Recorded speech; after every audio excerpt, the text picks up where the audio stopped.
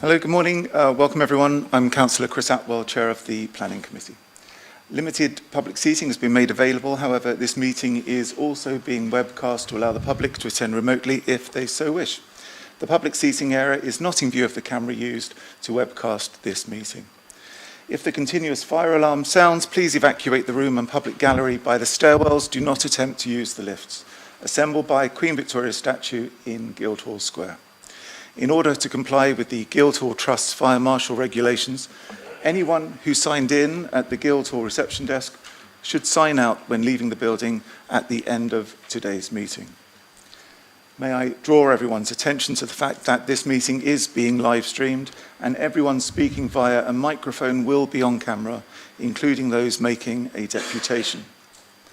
Members of the press and public are also permitted to record the meeting on the understanding that it neither disrupts the meeting nor records those stating explicitly they do not wish to be recorded. Please can everyone use the microphones and remember to switch them off when you've finished, otherwise the camera will remain on you. If there is any voting, please can members keep their hands raised clearly until the number of votes has been stated. Okay, let's make some introductions. If we start with members, Councillor Hunt, if I could ask you to start. Yes, good morning everybody. Good morning Chair. I'm Councillor Lee Hunt and I'm a full member of the Planning Committee. Thank you, Lee. Nice to see you. Good morning Chair. John Smith, Councillor for Eastern Craneswater Ward. Good morning, John. Good morning Chair. Mary Vallely for Cosham and Wimmering. Good morning, Mary. Gerald Van Jackson, Councillor for Milton Ward. Thank you, Gerald. Thank you, Peter. I don't know why I didn't quite catch that from your microphone. I don't know if anybody else did. Is it? Yeah. Peter Candlish, Eastern Craneswater Councillor. Thank you, Peter. Good morning. Asghar Shah, Councillor for Cosham and Wimmering. Good morning. Nice to see you, Shah. Raymond Dent, Councillor for Copner and Anchorage Park. Good morning, Raymond. Thank you very much. Officers? Where should we start, Julie? Good morning all, I'm Juliette Gill, I'm the Principal Planning Solicitor. I'm here to advise the committee. Thank you, Juliette. Thank you, Chairman. Good morning. I'm Simon Turner, Interim Head of Development Management. Good morning, Simon. Karen Martin, Democratic Services. Thank you, Karen. And if I could ask those giving a deputation this morning, those intending to speak, to introduce themselves. Councillor Benedict Swan for Copner and Anchorage Park Ward. Good morning, Ben. Thank you. Simon Hill, and I'm the applicant for 27 Queens Road. Thank you. Thank you, Mr. Hill. If you could shout a bit louder into the... That's it.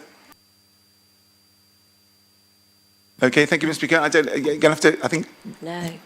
put your loudest voice on when you give your deputation, I think. Ah, I don't know. That's okay. We'll get there. Thank you. John State, resident of St Chad's Avenue. Thank you, Mr. State.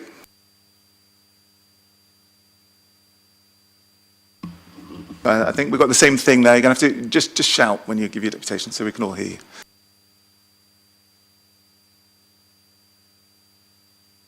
Councillor Russell Simpson, Hilty Ward. Thank you, Russell. Karen Wells, agent for Applecore, representing 6 of the applications on the agenda today. Thank you, Karen. Hello. Teacher and resident of 25 Queens Road. Thank you very much. Morning. Mike Russell at Bewley Road. Thank you very much. We'll get to you as soon as we can. That's everybody that's intending to speak today, I think. Thank you. Members, declarations of interests. Any? No? Okay. Apologies. No apologies, but I know Councillor Shah needs to leave at 12:30 or thereabouts. Mary? Apologies from Councillor Smythe, Judith Smythe. Thank you, Mary. Chair, Councillor Hannah Brent isn't here, so we probably need to record her apologies for not being present. All right, thank you. Minutes of the previous meeting, pages 5 to 14 in the pack. Are members content? Agreed, and Councillor Hunt will sign those after the meeting, as he chaired the previous planning committee. Okay, well, we'll get to today's substantive business, but I think before members, I've changed the agenda. I'm sorry, this happens, doesn't it? So we'll do it as we go through, if that's all right, if you can forgive me. But before we get to the planning applications, I know, Simon, you want to give us an update around St James inquiry. Thank you, Chairman. Just very briefly to make sure members were aware, if you hadn't already, it hadn't already come to your attention, the planning applications for listed building consent and housing development, conversion of the listed buildings and new housing at St James's Hospital.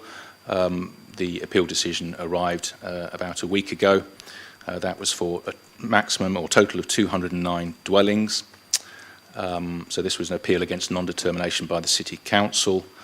The City Council expressed its concerns around certain defined matters in order for the inspector to take those into account, including local residents. The appeals were allowed, that is, planning permission has been granted and listed building consent has been granted. In very brief summary, the inspector did give weight and consideration, of course, but weight to the principal concerns that the planning committee had, for example, around the loss of trees and the loss of some open space. But in a very simple summary, those matters, although found to be harmful to a degree, were outweighed by the very significant benefits of 209 dwellings being provided to meet the city's housing need and the benefits of reusing and securing the long-term use of listed buildings. Thank you, Simon. Councillor Vernon Jackson. Thank you, Chair. I think it's a very sad decision from the government inspector to overrule this committee. Their view of the benefit of the city of having yet more houses pushed on us is not in line with what local residents say. The loss of over 50 protected trees to this development is outrageous, and the loss of open space, and to a development that offered no affordable housing, so there is no benefit to local residents at all. I'm really sorry that the government inspector has overruled this committee yet again. And that people in my patch in Milton will have to cope with the effect of this government inspector putting more houses, more traffic onto our roads, and I think it's a very retrograde decision. Can I ask, there was a concern that if we oppose this, the council might be hit with having to pay costs for the developer's lawyers, out of taxpayers' money. Can I ask, were costs awarded against the council? Costs were not sought by the applicant in the first place, and neither did the inspector decide to take it upon himself to award costs unilaterally. Excellent. I think that's really helpful to remember. Sometimes when we're advised we're likely to be hit with very big legal costs, that sometimes that advice might be scaring us into doing things that we shouldn't be doing. On that, Mr. Chair, just to say that you're dead right. We shouldn't be scared by when people say to us, you're going to have terrible costs. What we should do is try to do the right thing. And well done to everybody involved in the inquiry as well. Okay, all right. So apologies for the playing fast and loose with the agenda, but we're going to start with St Chad's, which is item 5. So, Chair, can you give us a list of which order you're going to do them in? This will sound like a game of bingo here. So eyes down looking. So the first application is number 5, St Chad's, followed by number 6, Queen's Road. Number 4, Bewley. It does sound like bingo, doesn't it? Number 4, which is that? Bewley Road. Item 7, Oriel. 9, Northern Parade. 8. Hold on. Belgravia. Yeah. 10, Magdala. And number 11. Fine. Okay. Thank you, Chair. No, you're welcome. Simon, over to you. Thank you, Chairman. So we have deputations and some supplementary matters as well. So make sure I'll pick those up in a moment.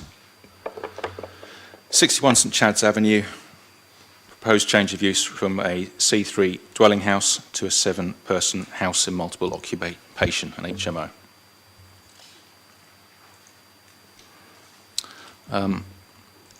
So up in the northwest part of the city, London Road is away to the west. This end of St Chad's Road is, as you can see, a cul-de-sac terminating in the health facility just next door, which has its car parked accessed off the end of the road. And then we have the school just further to the east than the health facility on Battenberg Avenue, Cliffdale Primary Academy. This is the application site with the yellow dot on it, so it's an end terrace. That driveway is next doors.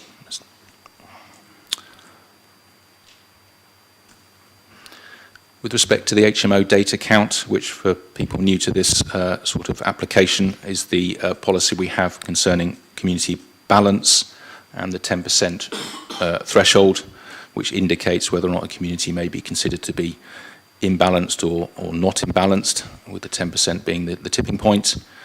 It's a 50-metre radius drawn out from the centre of the application property, so it can pick up properties in surrounding streets because their gardens or indeed the backs of the properties are within the 50-metre radius.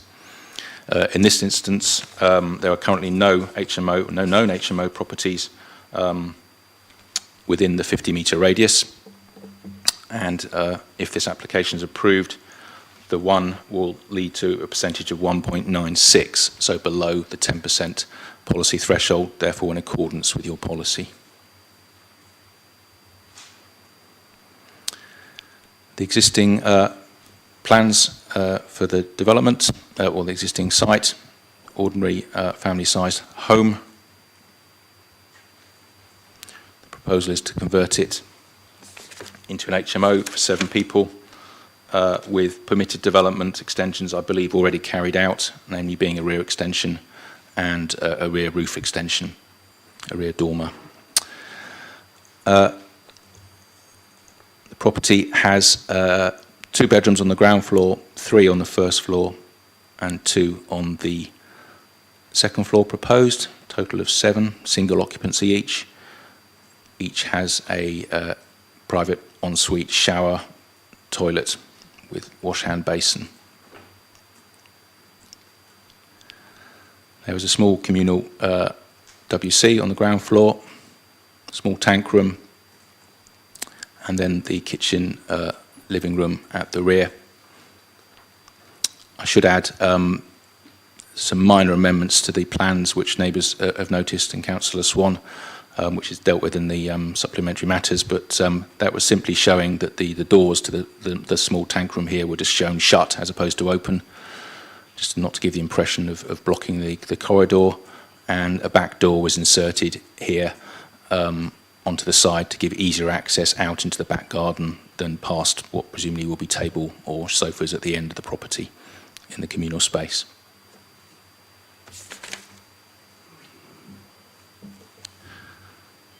Up onto the first floor, again, the ensuite facilities for each bedroom. That one actually has a separate one. One bedroom here doesn't have its own ensuite, and there's a shared ensuite. Presumably will operate mostly for that person, but that's up to the occupiers should it gain planning consent. And then two more ensuites in the roof space.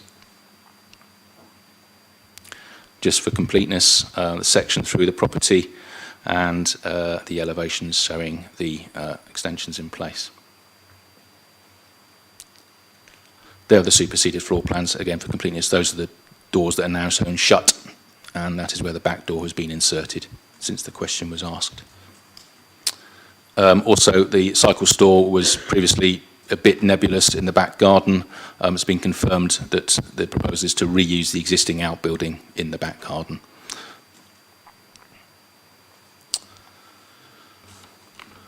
So the application has come to committee because of a substantial number of objections, 75 set out in the report, and also it's been called in by Councillors Weems, Simpson and Swan. Councillor Weems called it in on the matter of parking. Councillor Simpson asked how many HMOs does Hilsea need, and Councillor Swan wished residents to be able to make deputations to this meeting. Along with the 10% rule, we've just looked at the room sizes comply with your standards, and officers are satisfied that the overall disposition and layout, not just the sizes of the rooms, and the whole property is indeed acceptable for occupation by 7 people, hence the application being recommended for approval. Before we come to the deputations, in front of you on the Supplementary Matters Report, called the SMAT, we have some late comments received since publication of the report from the Battenberg Child Development Centre, which is the health facility I referred to at the end of St Chad's Avenue. As set out here, they state, we already experience misuse of our car park and we are currently trying to find ways of controlling this. It is caused by local residents in St Chad's Avenue who appear not to worry whether it is private property or not. We would suggest an HMO might add to this problem. The officer response is, it's not clear that occupiers of an HMO would be any more likely to misuse the clinic's car park than any other residential occupier in the road. Forgive me, Councillor Swan, if you may be making a deputation, I may repeat some of your points, but obviously I should read them out here to make sure. Councillor Swan has submitted some comments. He notes that the property has much changed since the Energy Performance Certificate of November 2022. Planning officer response is that the EPC is not relevant to the planning matters to be assessed as part of this planning application. Cliffdale Primary School requested a traffic assessment due to serious concerns over safety for the vulnerable students. The officer response is that the officer report addresses car parking and it concludes there's no reason to withhold planning permission on the matter. It is noted there is quite some distance between the application property and the academy, which is a couple hundred metres, I believe, or so around onto Battenberg Avenue. And then the point about the plans changing, here for completeness, I've just showed you a moment ago the couple of minor changes, and that is because they were minor, there was no need to go back out to public consultation effectively. That's a decision we make on every change that may be proposed to an application. And then an objection from Councillor Weems that arrived overnight, so I direct you to Appendix 1. Councillor Weems has submitted an objection to the HMOs in Hilsea, stroke those he's called into this committee meeting. There were 2 in Hilsea Ward, but there are 5 he has called in, amongst other councillors. These being 52 Bewley Road, 61 St Chad's Avenue, 76 Oriel Road, 47 Belgravia Road and 57 Northern Parade. Chair, I don't know if you want me to read this out for each one or not, but I'll... Yep, each one, okay. And here are Councillor Wims's comments, which are applied to each of these. The applications of all the applications' focus solely is to maximise occupancy. There are multiple residents coming and going at all hours. They cause addition of several vehicles to already congested roads. Large-scale HMOs have attracted incidents of illicit activities such as drug dealing. The impacts must be considered on the local community. I am not against responsible landlords who comply with standards, nor do I condone poorly behaved tenants. What is needed is a balanced approach. There is not an objection to the existence of HMOs, it is to the extent of these developments. The real issue is the scale at which they are being pursued, with properties not truly suiting the number of proposed occupiers. Officer response to maximising occupancy. Each application, of course, is considered on its merits, including adherence to the guidance on space standards. All of the applications on this agenda meet the committee's guidance with respect to space standards.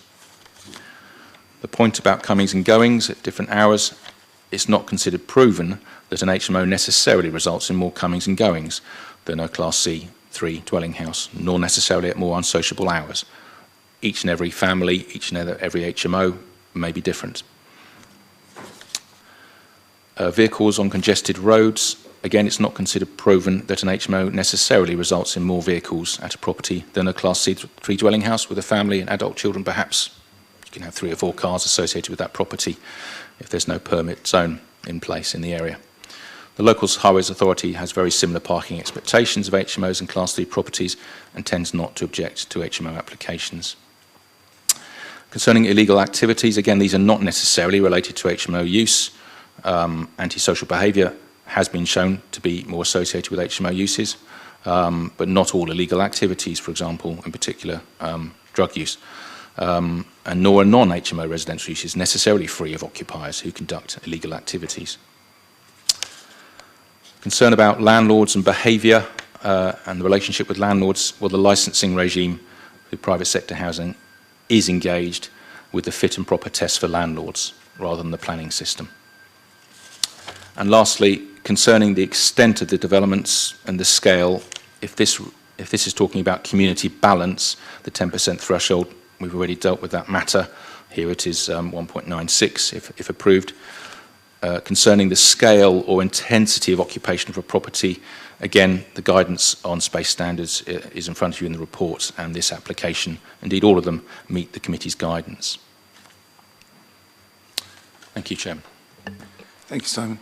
1 second, John. Councillor Simpson, sorry, can I just confirm which applicant is... Okay, right, okay, all right, okay. Chair, I've had a note from Councillor Weems just saying that he also sent in some information overnight regarding flooding, which he thinks is pertinent. So I don't know whether you've received that or not. Councillor Swan, have you got some information? Yeah, I have that deputation and I'll be reading that one out on his behalf. Okay, thank you. Okay, thank you. All right, okay, deputations. I know we have 3 objectors for this. So you have about 4 minutes each, if you can kind of stick to that sort of time. That would be helpful. Who would like to start?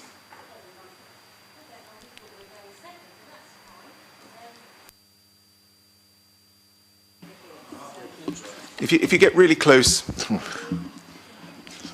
Britain's Got There Talent. you go. We can hear. Good morning, Chair. I'd like to start my objection with a little background to the proposed change of use of St Chad's Avenue, Portsmouth. I bought my house at 48 Battenberg Avenue 32 years and 5 months ago. We bought this property following my discharge from the Royal Navy in 1991. Due to medical grounds, we bought this house because of its location, privacy, both from behind the property and to the left and the right of the property. The house in question, 61 St Chad's, is immediately behind my property and was owned by Jim and Anna, who the latter passed away some 20 years ago, and Jim passed away about 2.5 years ago. The couple were very friendly and had many friends around the area, including us in Battenberg Avenue. Everything was fine until June of this year, when our privacy was shattered by the commencement of the development which is now taking place at 61 St Chad's Avenue. It astounds me that a Victorian end-of-terrace property, which was not damaged during World War II, has been completely ravaged by the building works that have taken place since June.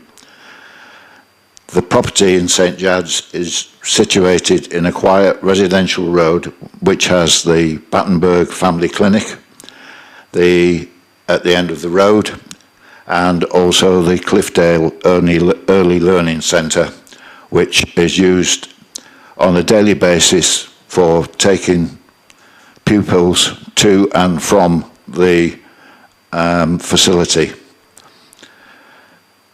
Staff and visitors use St Chad's to access these properties, as well as being able to access them limitedly from Battenberg Avenue. I have great concerns for my family, including my great-granddaughter, who is age 4, is autistic and regular visits to us on weekends because her father lives with us. In winter months, the sunlight in our garden barely comes over the house as it is before it was developed, and I feel sadly now we will lose even sunlight into our back garden. I've been reading some of the planning documents online, and according to the planning documents, some 420 to 490 new homes per year will be provided in the city from 2010 until 2027. In order to meet future demand for larger dwellings, the plan states that 40% of the Portsmouth plan requires that new housing development should achieve a target of 4% family dwellings where appropriate, The remaining 60% should be a balance of 1 and 2 bedroom properties. This does not appear to have been considered within this application. The Portsmouth plan also indicates that the size of new build properties, if left unchecked, threatens the future supply of family housing, even to the extent which conversion of properties at HMO has reduced the supply of family homes in some parts of the city. These are the council's words, they're not mine, they're written down. Over the last 2 months, we've had to put up with noise, foul language from builders. Despite complaining to Portsmouth City Council, no real action has been taken. On the 21st of July, I had a visit from the developer's point of contact, a chap called Mr. Alistair Farquhar, who came to apologise for the noise and the bad language from the builders, and he would have a word with Zach McGregor, who is one of the company directors for Empire Builders, who are doing the work. This appears to have fallen on deaf ears, as even yesterday, 21st of August, bad language was still coming from the property. Mr. Farquhar also advised me that if Portsmouth City Council reject this application, they will appeal to central government and development would be approved, no matter what the councils here say today. Mr. Farquhar also showed me some pictures on his smartphone of the high-spec rooms, which implied that each of the 7 bedrooms would have double beds in them. I didn't point this out to him at the time. I thought I'd keep that powder dry until it became here today. So that would sort of imply that there's going to be more than 7 people living in that property.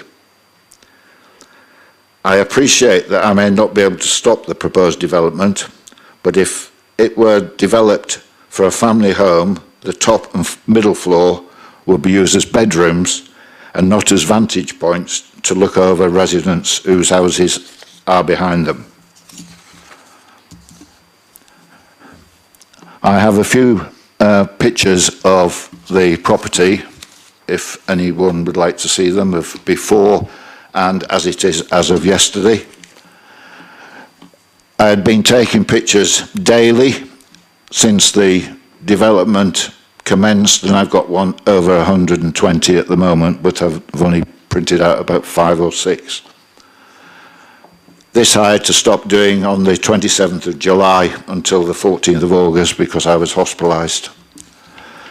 I also note this development is not following the plan as revised on the 15th of August, in so much as the re-extension has a window and no door as yet. It's worthy of note that the shed that your colleague implied is still there isn't there anymore. That was demolished early on. And I can't see how a cycle shed will still be accessed by the occupants by going through a communal space at the back. I also note that in my letter stating that I objected, that just after dark we get bats flying around the property, but there's been no assessment from anyone to say whether this confirms or denies my observation, and I hope that this development is not going to disturb the bat population wherever they are. I therefore ask the Planning Committee to reject this proposed development on the grounds of invasion of privacy, not just for my property, but surrounding properties. Thank you. Thank you, Mr. Mallory. I mean, I think you used the 6 minutes that that we have for objections. So I don't know whether you have anything to add. I'm sorry about that, but we were informed about me having breathing difficulties. That's why it's took me a lot longer. Okay, no, It's 12 minutes in total for the objectors. Yeah, sorry, so 12 minutes. So yes, I they've got think 6 you used, left. Sorry, yes, thank you. So I think you used a good chunk of it, but that's okay. Well, if you can, keep it as brief as possible, because we've got a lot of business to get through, but we want to hear what you've got to say. Okay?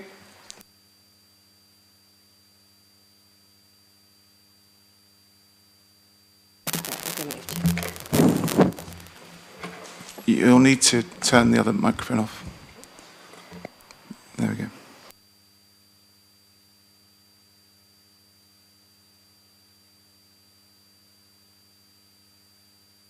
Oh, I think I think you're just going to have to shout. Oh, that's it. Okay. There we go. There we are. Okay. There you are.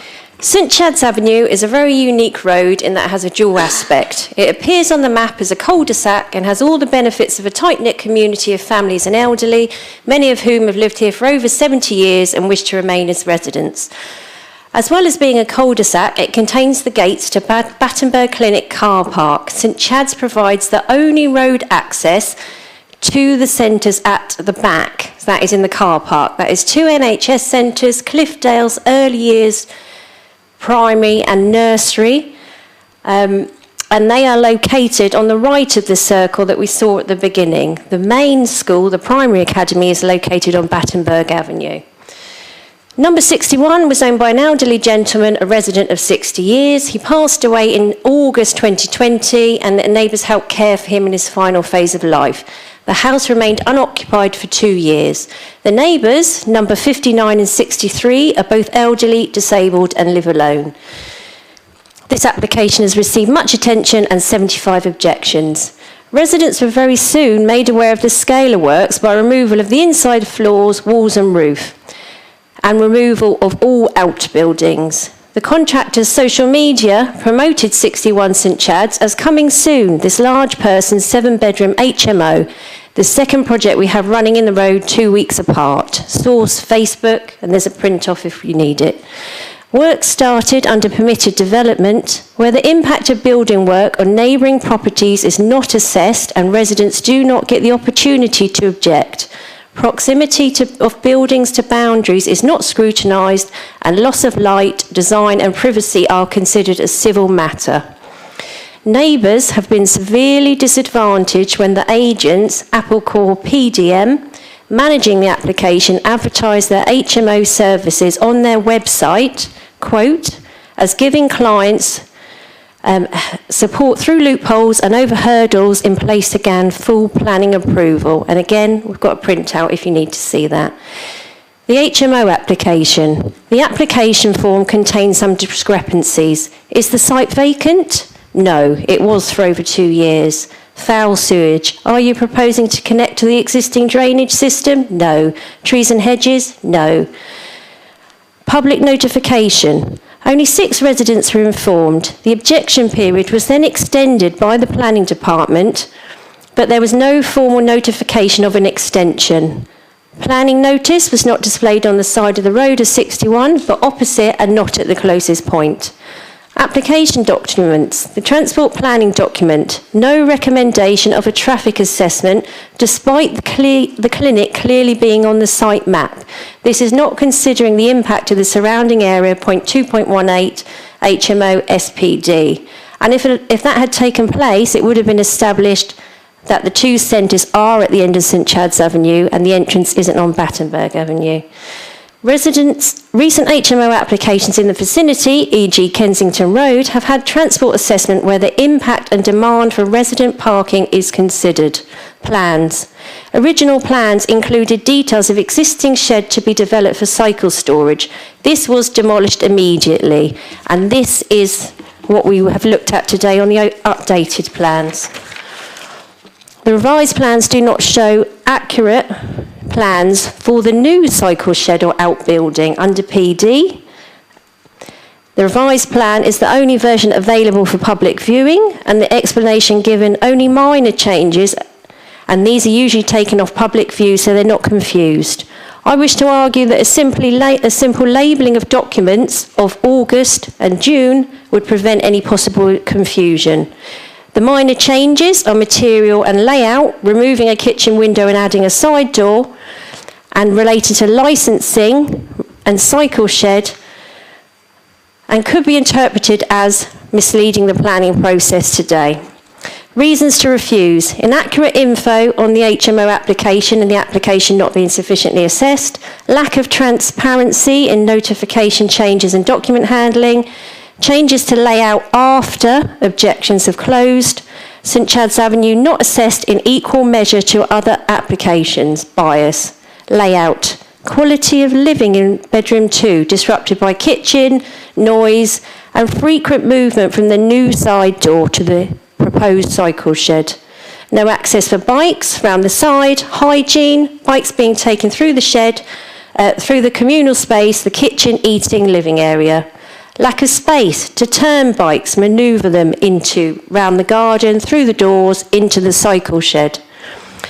Amenity, material consideration, impact on drains. 12 properties detailed in their objections regular issues and complaints about their drains, particularly the eastern end, Randolph Junction. Both number 53, 59 and 63 have had issues. And 59 issues with sewage coming up from the main drain outside and issues in the property. There are 8 bathrooms, but 7 additional bathrooms would worsen this significantly. Overlooking the privacy and increase of noise, properties overlooked as mentioned, side windows, door to 59 and 61, lack of access to health services, reduced in Copner Ward by the merging of Hanway Practice 2020 and the lack of NHS dentists within a 2-mile radius of PO20SD, road, no transport assessment, demand for resident parking already reduced by 37% by drop curbs and other users. No assessment of road safety and the impact of the NHF Cliffdale sites, including disabled access, congestion of clinic, risk of compromising emergency access, disabled access, or the impact on the school risk assessment. Parking, dangerous parking, blocking disabled bays, driveways, hindering emergency vehicle access, point 1.15 and 3.19 of the parking and transport assessment. We need to protect our NHS centres, staff and key workers.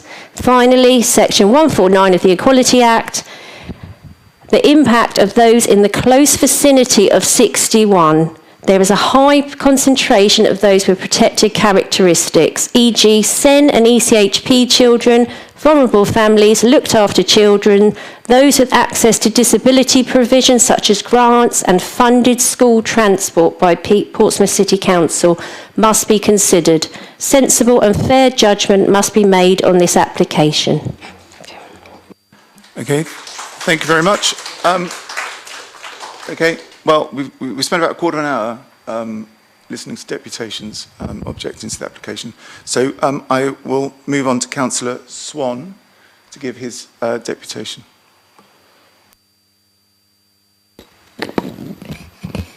Thank you, Mr. Chairman. I'm opposing this application for several reasons, all of which are relevant and should be taken into consideration. Firstly, there are significant numbers of local residents who have objected to the application. There are 77 objections on the portal at last count. A vast majority of the residents at the end of St Chad's, where this development is located, have opposed this. Say nothing of the number of objections from residents from neighbouring roads. Councillor Vernon Jackson has already referenced how much of a shame it is that residents have been ignored in the case of St James, and I hope he will apply that same sense of doing the right thing for this application. It should also be noted that at the end of St Chad's Avenue are Battenberg Avenue Clinic, which is a NHS family centre, and also Cliffdale Primary Academy, both of whom have expressed serious concerns about the impact of this application on the safety of children. On the safety of the children who attend Cliffdale Academy, the objection states, due to the children's diagnosis and difficulties, they have limited understanding or concept of keeping themselves safe. Most are physically able and enjoy running around the school premises. However, as a consequence of their complex needs, they generally have difficulty with walking long distances, such as to and from home to school. Therefore, although most of the children travel to the school by minibus, we estimate that nearly a third are brought in by their families, by taxi, private car and pushchairs. And I know residents will back me up on how chaotic the area is during prime times, beginning of school, end of school. Cliffdale go on to detail the timings of the children's arrivals coinciding with the movements of residents and express their concerns that approving this application will exacerbate the existing problems with traffic, but also, and most importantly, will put vulnerable children at risk of harm. Mr Turner, in an email to me yesterday, mentioned that the planning report addresses car parking, concluding no reason to withhold planning permission on the matter. This isn't a parking issue, it's a traffic issue that's already in existence and will be exacerbated by potentially 14 other cars in the area. Despite these concerns, I note no traffic assessment has taken place. Perhaps it could be clarified why, for an area with a school for such vulnerable children, this assessment has not been undertaken. I also note that it has been presented as Cliffdale being on Battenberg Avenue, but as has already been mentioned, access to Cliffdale is at the end of St Chad's Avenue, hence their objections. It's also important to note that although this property is published as 7 beds, as we've already heard, the reality is that there may be as many as 14 people at the property. I note the developer's website shows double beds in their photos as an acknowledgement by the developer that this is the accepted reality. Now, it's going to be argued that there's no evidence that residents of this property will have an adverse effect on parking, but it's a fact that cannot be categorically ruled out. Again, that's potentially up to 14 additional cars driving around the area looking for spaces, spewing out fumes and presenting a safety risk. I would also like to draw attention to the Planning Department report on this application about that references human rights. Section 8.25 talks about human rights and Section 8.26 talks about discrimination. I'm wondering at what point any of this was applied to the residents of St Chad's Avenue, in particular to the human rights of Mrs Patricia Ballantyne, an elderly lady with mobility issues who lives next door to 61 and who has rejected a grant to install a wet room in her flat because she is so frightened by the uncertainty of who may be moving in next door, she doesn't know if she even wants to stay in her home. Now, I know this will almost certainly bring outrage comments about vilification, etc., but this committee must concede that an HMO has a much higher likelihood of frequent resident turnover compared to a family home. Mrs Ballantyne has also lost a huge amount of light from her garden due to the extension on 61 St Chad's. Where is the element of human rights protection that deals with protection of property and gives every person the right to peaceful enjoyment of their possessions? I have visited Mrs Ballantyne and I can quite honestly say that the loss of light to her garden is shocking. As you have heard, this road has some very unique characteristics due to the clinic and the school, and there are very real safety concerns raised, not by me, but by the school itself. This must be taken into consideration, and I respectfully ask for the committee to reject this application. Thank you. Councillor Swan.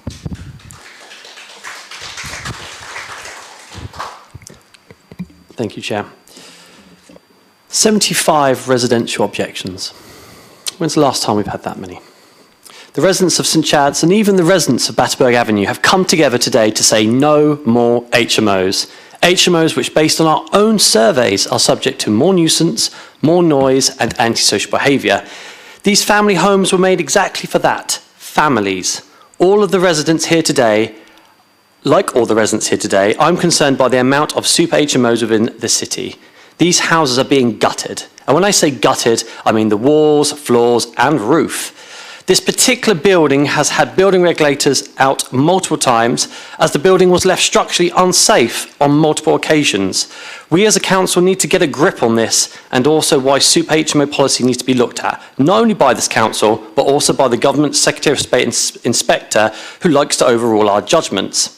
We encourage greed by allowing 3-bedroom houses to become essentially 7 to 8 bedroom flats. They weren't built for it. While it's not a material change, I'm still dumbfounded how the sewers can handle the extra household of waste.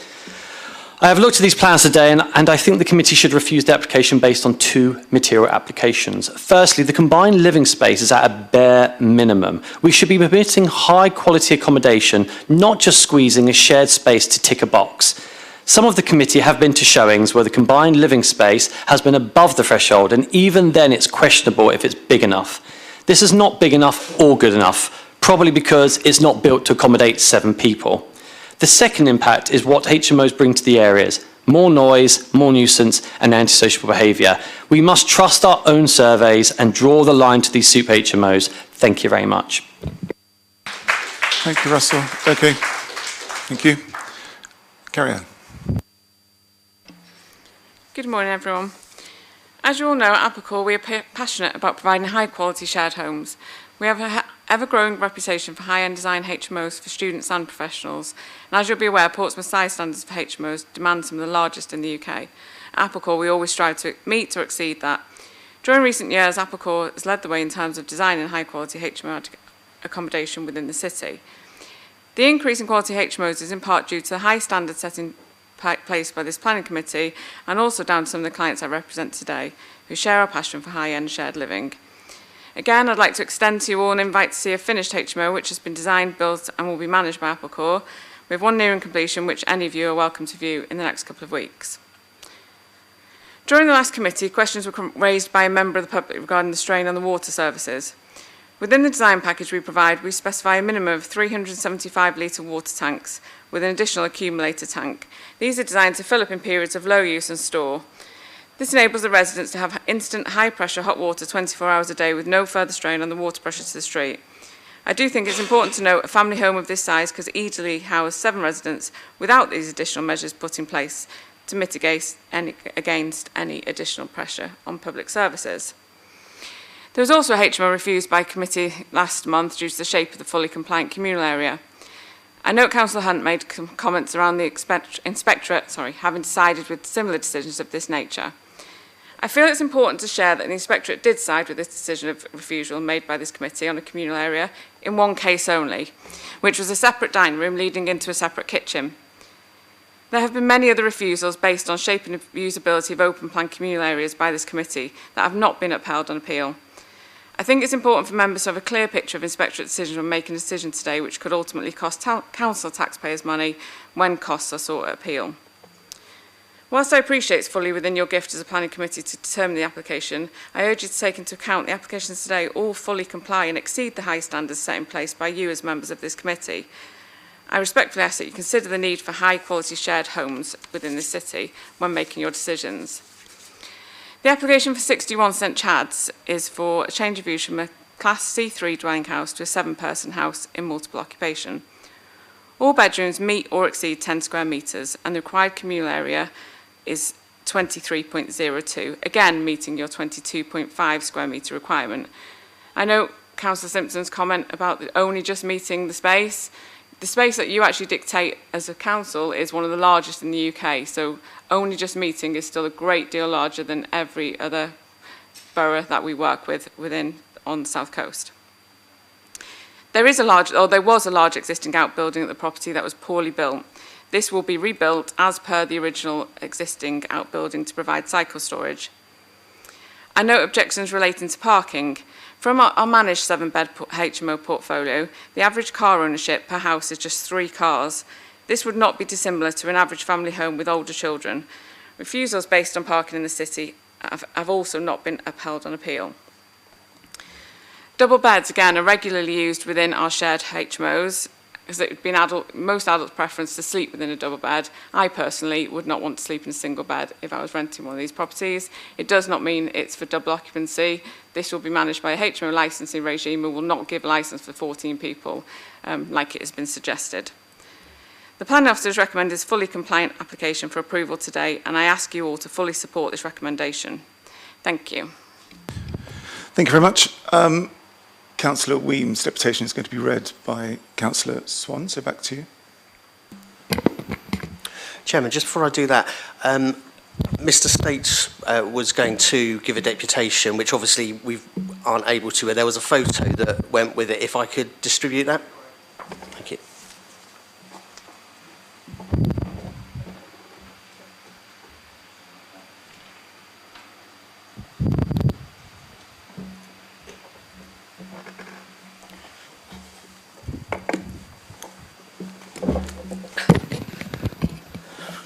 Are you happy for me to start? You will have all received some data regarding the flooding instances from Councillor Weems last night.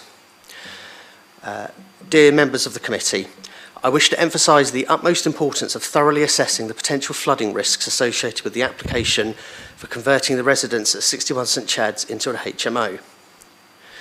The information I bring to your attention is not only significant but also concerning, as it pertains to the frequent instances of flooding that have occurred in the vicinity. I've received information from Southern Water, an entity that specialises in the management of our water system. The data they have provided, which I'm sharing with you, paints a worrisome picture of repeated flooding incidents in the immediate area surrounding the proposed development.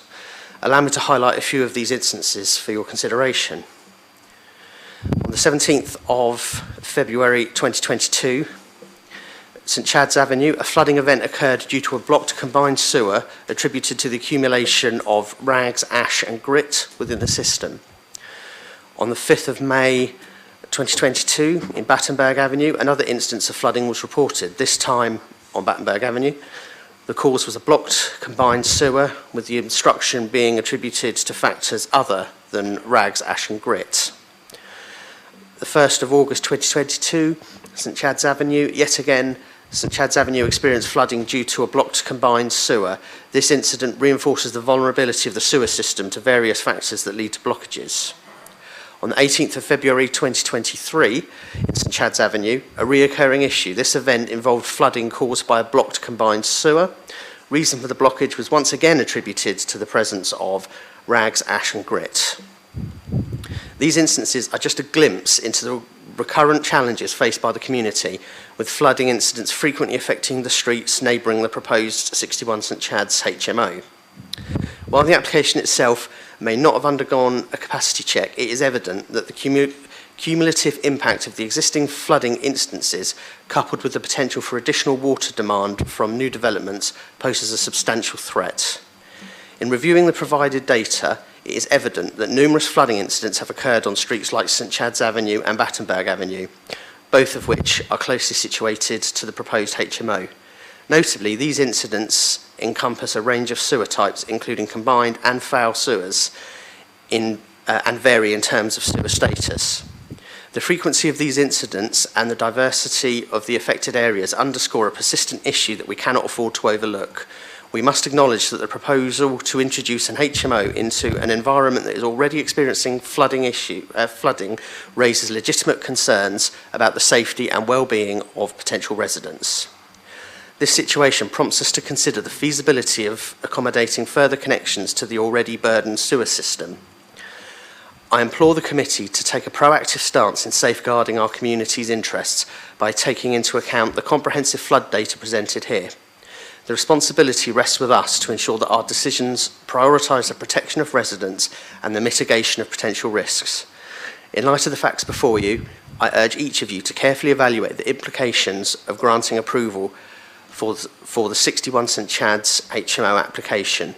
The future safety and well-being of our residents hinge on the conscientious consideration of the data that highlights the recurring challenges posed by flooding in this area. Thank you for your attention to this critical matter. Sincerely, Councillor Daniel Weems. Thank you, Councillor Swan and Councillor Weems. Members, questions? Councillor Hunt. Can I ask the planning officer, some of the pictures that we've been shown this morning, I mean, are they done under permitted development? Because I came to this with an open mind, but the pictures I've seen so far indicate to me, you know, the brickwork and the mortar and so on would cause a sense of enclosure to the residents nearby, and also the large extension in the roof, which goes almost across the width of the building. And I know that's pretty standard nowadays.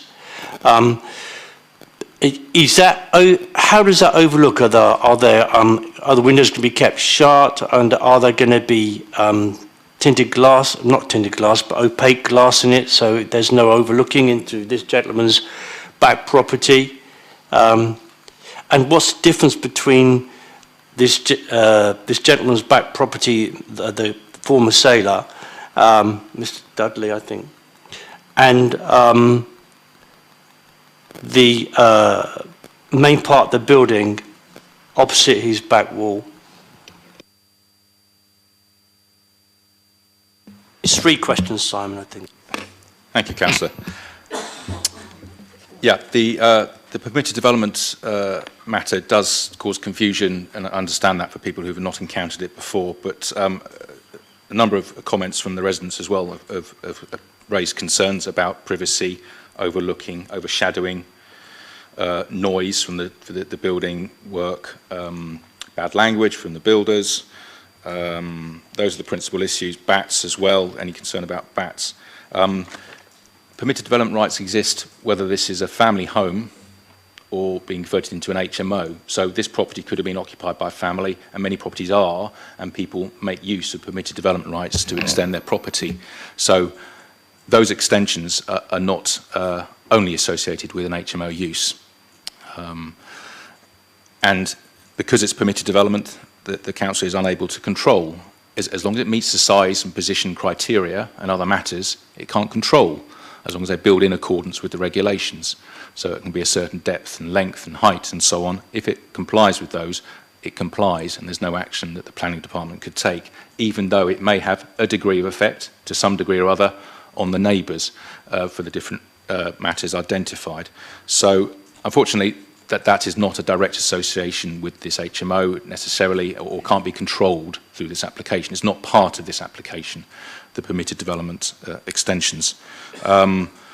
Some windows do require to be frosted or above a certain height, councillor, to pick up that point, where they're on the side, for example, because the government over the many years has kept that policy going, presumably to do with privacy and so on. But in this instance, with rear-facing windows from the rear dormer, clearly the government, or any government in the past, doesn't deem that to cause unreasonable extra overlooking. You've already got first floor windows, for example, on a property, looking down a garden, looking into the back garden and towards the rear elevation of the neighbours to the rear on Battenberg Avenue in this instance. And I suppose the government would say, you already have existing overlooking, some new windows slightly higher, slightly further back on the roof would not materially change that. You've got other neighbours, etc., all overlooking gardens. So I hope that, broadly speaking, answers your question. Well, if I can just come back, Mr. Turner, I do beg your pardon, but I'm not really quite clear. So, for example, if I thought that in this particular case, the permitted development caused a sense of enclosure through bricks and mortar, particularly on the lady next door, and that overlooking had an adverse impact on the residential amenities of people who wanted to enjoy their back garden where the swimming pool it was, for example, are we able to move because it's permitted development, from what you're saying, are we able to move a proposition that would refuse this application on those grounds? The simple answer is no, because it is already permitted development. So yes, there may be an effect on the neighbour. People will have different opinions on the effect, depending on the property, the individual, etc., and there will be an effect to some degree or other, but yes, it is permitted development, so this committee, this local planning authority, can't impose itself on the effect of those permitted developments. Yes, I'm glad that we've teased that out, because the government changed the permitted development rules so that there could be much larger extensions like this. Councillor Vernon Jackson. Sorry, I want to go down the same line. So, Mr. Turner, in terms of this planning application, are we just looking at whether this can be an HMO, but they can do all the rest of the building that's happening without needing to ask for planning permission? That's correct. The permitted development extensions are permitted development, so they're applying for the use of the building as an HMO by 7 persons. So the government have removed the need for people to get planning permission, and every house down this road could do exactly the same in terms of an extension at the back and a dormer on the roof without asking for planning permission. Is that correct? It will always depend on the nature of each individual property, but broadly speaking, probably yes. Okay, so I've got a whole series of other questions, Chairman, so don't run away. Okay, so that is worrying. And can I ask, the distance between the windows, I know we've talked at times about overlooking from window to window, and I know there is not a hard and fast rule, but is there a distance where it becomes difficult in terms of overlooking and gives us reasons to be able to oppose? Some councils do have distance separation guidance. This council does not, but it can't be, even if we had one, or even a subjective judgment that you're asking about, can't exist when there's permitted development. We cannot control that permitted development if it meets the standards. So the government have removed our ability to be able to say no to this because of overlooking from the new windows. That's right. These sorts of permitted development allowances have existed for donkey's years. Okay. And Mr. Turner, I know we had thousands of people who objected to the St James's planning application, and the government chose to ignore them. In terms of a government planning inspector looking at an application like this, what weight does it give to 75, 1,000, 2,000 different objections to a development? The planning authority today, by officers and by members, will always consider any objections, whether it's 1 or 100 or 1,000, as would a planning inspector. A large number of objections, it's not a vote.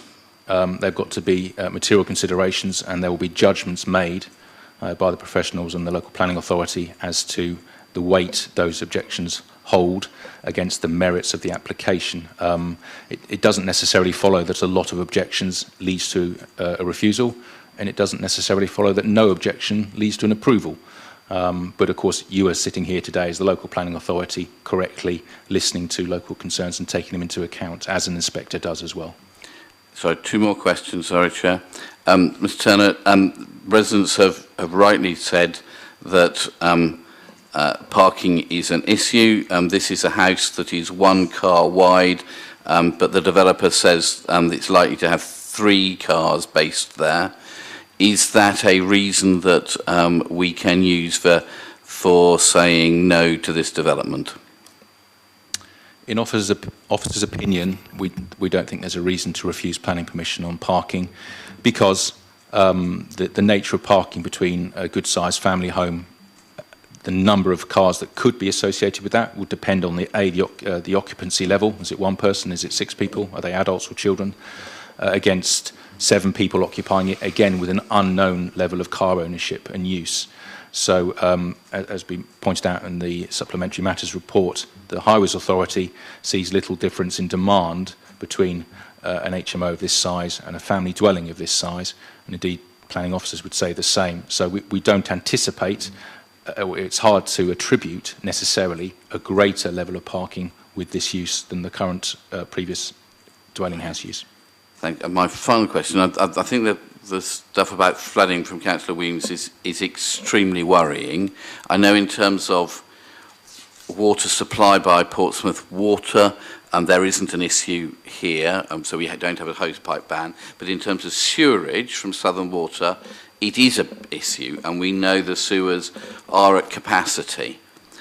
So adding extra bathrooms, and there are a lot of extra bathrooms here, into an area where there is a documented problem with flooding of the sewers would seem to be very worrying. Is this something we should be taking account of? We can certainly listen to it and take account of it, but it is out with the planning system in this instance, I would say. Having 7 bathrooms, not 14 individuals, by the way, has been talked about. This is an application for 7 persons to occupy the premises, and that would be controlled by licensing. So in terms of parking and sewers and so on, it's not 14 people, it would be 7.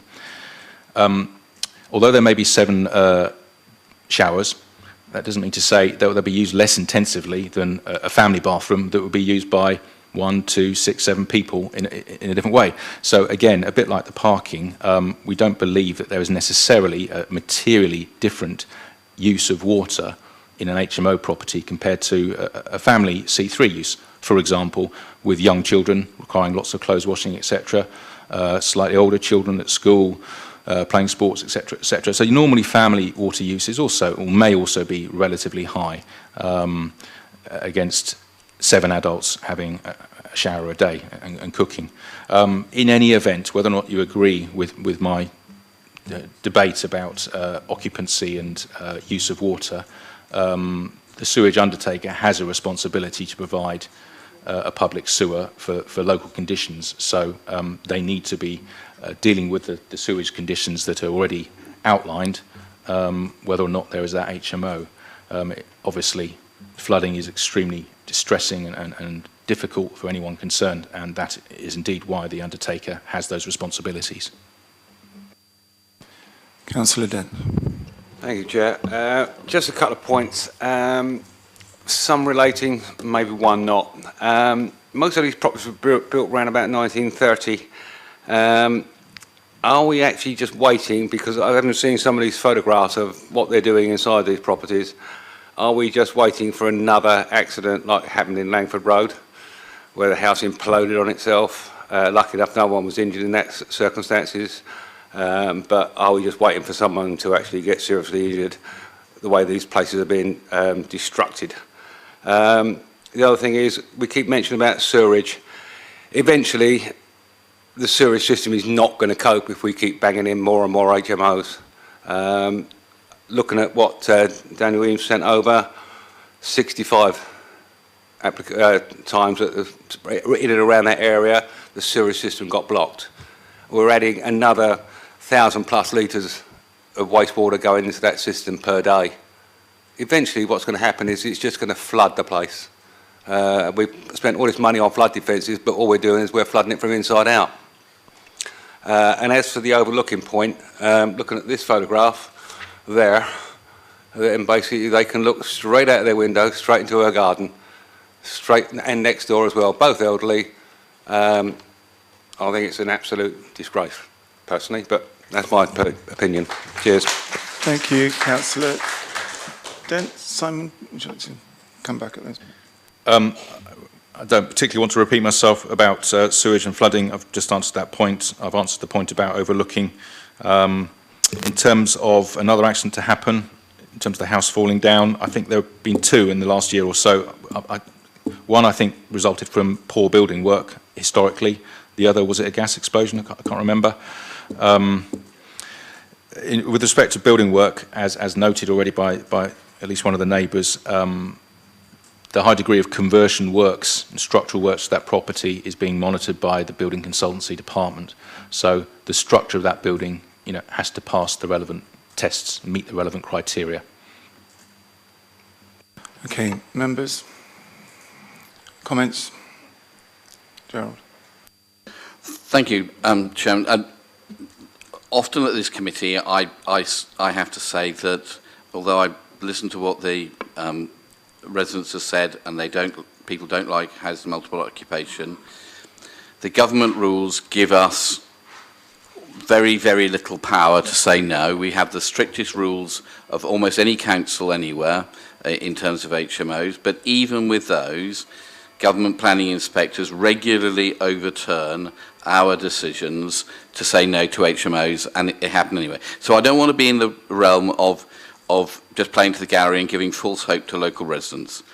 So it is, all the building work can be done without asking for planning permission, and the government have taken that ability for us to say no away. I think they're completely wrong, but that's what the government have decided, and in being brutal about it, it's unlikely to change with a change in government, because people in central government like development to happen. So our powers are very limited. They've said we've lost appeals where we objected in terms of parking, and there is no point trying to waste money. But the thing I think that is different here, and is why I'm going to propose refusal of this, is the issue of the flooding. I think we've got material evidence for here that there is a real issue with flooding in this local area, and that putting in 7 bedrooms with all these bathrooms will add to the problem of flooding of the sewage system, and We have a combined wastewater and sewage problem. We know the problems that caused. People will remember what happened when Eastney Pumping Station failed, and we had sewage flowing through the streets of this city. Things are better now that there's the backup system, but I think we have a duty to say if there is a problem locally here, we should not be adding to it, and therefore I think on that grounds, I think we have a reason to refuse where there is a hope of being able to win it at appeal. Because there's no point in us saying in this meeting, we're going to say no, having an absolute 100% certainty that the government planning inspector will just overrule us and give more money to the developers out of taxpayers' money. So I think we've got a reason here that we can say no, and I'm happy to propose that. Happy to Councillor second. Dent. Happy to second. Okay. Happy to second. Thank you. Councillor Hunt. I'm waiting for the officer's report on this issue of, reply rather, on this issue of flooding. So I'll be interested to hear what the planning officer's view is about potential flooding, localised flooding at this place. Thank you. One planning application may bring into various questions that may or may not be dealt with under the planning regime, and it's not unusual for officers to be telling members of the public and councillors that one issue is dealt with by another regulatory regime, and therefore which is inappropriate, it's unnecessary for planning to deal with it. For example, the structure of this property, it's been converted with permitted development. The structure of this property is properly dealt with by another regulatory regime, the building regulations, and so it would be ultra vires for the planning authority to get involved with that. With respect to flooding, again, it would be ultra vires beyond the planning authority's powers to get involved with drainage, because the statutory undertaker, Southern Water, has a duty to provide drainage for properties. There may be a flooding problem currently, and I don't belittle that whatsoever, and presumably Southern Water are trying to address that. So with respect to a planning appeal and costs, just to be very clear, just like St James's, having an appeal does not necessarily mean there are any costs involved. Most appeals do not have an application for costs made by the appellant. But if there is an application for costs, there are reasons as to, or grounds on which that claim may be upheld by the inspector. In this instance, imposing conditions or refusing the application because of sewerage and flooding that is dealt with by another regulatory regime means that refusal or the conditions imposed, they're not necessary because there's another regime to deal with that. And so a refusal or imposition of conditions in this instance would, I believe, in this instance, I don't think it's a matter of judgment, I think it's pretty black and white, lead to an appeal being dismissed, and quite possibly. Officers don't try and scaremonger at all about the danger of costs at all. It's more often raised by members of the public or by members. But in this instance, because it would be ultra vires of the local planning authority to refuse the application on the grounds of flooding because of the sewers, there could be a cost claim and a costs award against the council. Yeah, you're quite right. Sorry, whilst I'm in the mood, as it were. You're quite right. The deputation mentioned costs earlier on, so you're quite right, Mr. Turner. So let me get this right. We may not consider sewerage or this localised flooding at all, Mr. Turner. Is that correct? Or would we be able to say, for example, defer this? I don't like deferring things, but this is come upon us rather suddenly. There's nothing in the report about it. I heard nothing in the pre-agenda about it, and suddenly we arrive at the committee, as we sometimes do. We hear a troublesome issue, and this troublesome issue in this particular matter today is about some localised flooding, which I did not know. It surprised me. I didn't know anything about it. So is it possible for us to defer this to get any further information? But even if we did get the further information, would it have any bearing on our decision?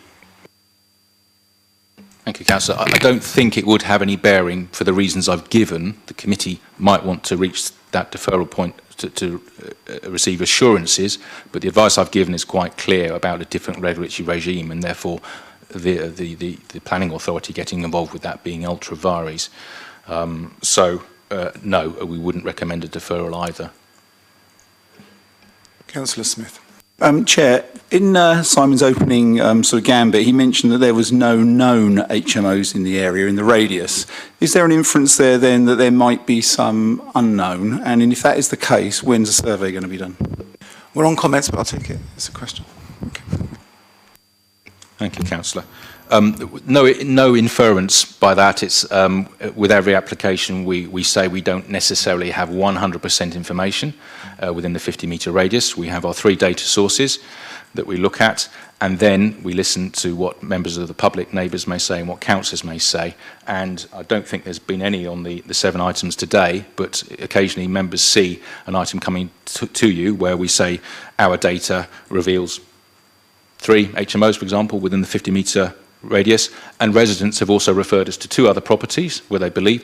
So we listen carefully also to evidence on the ground, if you like, and we'll investigate those ones through researching the data again, knocking on the door, speaking to the owner, etc. So the database, the data we have, we believe is pretty reliable, as good as it can be, and there's no inference that there are or could be. We're just not saying 100%. Members, there is a motion on the table. Could I just round up, if I may? I'm not going to be a hypocrite here. I have an extension coming out my back roof, exactly the same as the one in the picture, and I look down onto my residence all the way up and down. And truthfully, I don't know what it's like in St Chad's Avenue along there, but if you look up and down the row of houses, which are similar, smaller actually, than the houses in St Chad's Avenue along my street, every other property's got a similar extension at the back. So I've thought about that. What I am really concerned about, but there's nothing that we can do, is the impact of that bricks and mortar on the lady next door. But we have heard very clearly that that is permitted development rights, and if people want to change those permitted development rights, well, they've got to jolly well vote for a different administration in government. But as we heard from Councillor Vernon Jackson, it's still unlikely to change. Even so, I am concerned about sewage. We keep on hearing about this. The government's told us we've got to build another 17,000 homes in this city. And these HMOs, whether we like them or not, they are symptomatic of that particular issue. There simply aren't enough places for people to live. So the government has adjusted the national planning policy framework to make it easier for HMOs to come into being. We do have one, despite what anybody wants to believe or not, we do have one of the strongest policies or set of policies here. You even heard the agent describe how that Portsmouth, they deal with a number of local authorities, that the agent says that the room sizes here are the strictest or the largest that she encounters. I am concerned about this localised flooding. I'm not going to vote for something till I'm clear in my head about flooding, and it's been described as localised flooding. I remember we chucked out a number of applications in the bottom end of Cosham, around the bottom of railway, where the drains pop up and the water comes down off the hill and it floods properties down there. It's localised flooding, so that concerns me. So I'm going to abstain. You're not going to develop your thoughts around deferring? No, I can't defer because with the advice I've been given. We can defer. We can well, all right then. I'll leave the deferral on the table and see if we can get some information back from the senior planning officers about this, and maybe something will change in between. I don't know. All right, so I'll leave that there. Whether I've got a seconder or not, I don't know. Okay, I just thought it was worth exploring whether members thought there was any room. Councillor Candlish? I would have a question relating to the sewage and the flooding issues. So I'm relatively new to the committee, but when we look at big developments, we are asked to look at things like whether sewage and flood defences are adequate. Is there a difference, because this is a single property, that is different to a big one? Is it a point of principle or is it a point of regulation? I mean, we're on questions, on comments, not questions, but it's okay. Thank you, Councillor. Yeah, that's a good point. First of all, it's a matter of size. Each and every application is on its own merits. An application in a critical area of flooding may be treated differently to one that's not in a critical area. In this instance, this is a small development and it's conversion of a property. You're not covering green land, for example, with a house and or houses and having more runoff as a result. So development, large-scale developments which involve land that's either derelict or greenfield land that currently will absorb some of the water to some degree, and then if you place houses on it, it will run off much quicker and cause flooding. That's why, because of their scale and the nature of the development, flooding is a planning consideration for those sorts of applications. But in this instance, we're talking about localised, and again, not belittling the problem that may exist in the area of sewage, but it's a small-scale development. I've already set out an argument that it's hard to say there is necessarily any difference in water use anyway, but even if there were, it's small-scale, and the Sewerage Authority has a responsibility to deal with it. Chair? Oh, okay. I therefore have a comment, which is I might disagree with that, and I dislike deferring and I dislike abstaining because I think we have to make decisions here. But I disagree with the officer on this one in that although it is a small, relatively small potential change in water and sewage usage, it is occurring in an area we are, at the very last moment, learning might be a critical area, at least a critical area for the residents concerned. For that specific reason, because we've already heard there are many other frustrations or feelings that we might have about the system, but which we cannot use, I actually would, in this instance, support Councillor Hunt in a deferral.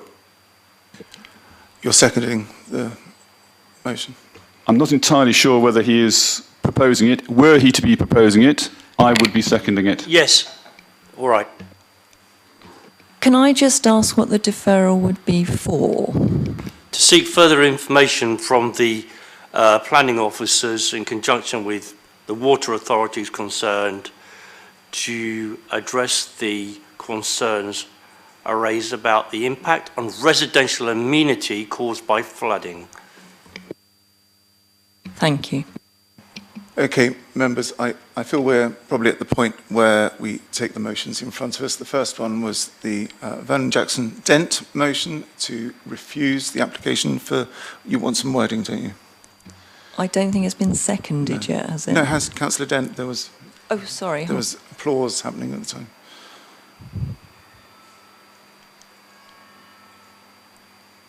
Do you have some wording?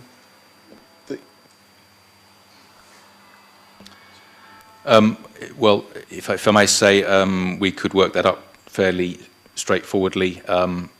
We've got PCS 12 of the Portsmouth plan and anything in the MPPF, so we could work up a reason quite straightforwardly were that to be the case on flooding. All right. And I would be happy to trust Simon to get the correct wording. We know the principle. Okay, so the Gerald Vernon Jackson, Raymond Dent, motion to refuse the application on the grounds of flooding. Those in favour?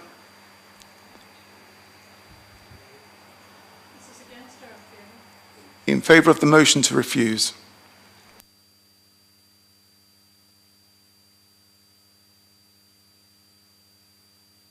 And against? And abstentions? Okay, Juliet. Planning permission is refused. Thank you, Juliet. Okay. Queen's Road. Thank you, everyone. Chair, I'm sorry. At 12:30, I have another meeting that I need to pop into. I shall keep on going and I'll come back, but my apologies, I need to be somewhere else at 7 tonight. Okay. Councillor Dent, if you're not leaving, are you? Simon, Queen's Road. And colleagues, I put a jug of water at the back and some mugs if people need refreshment.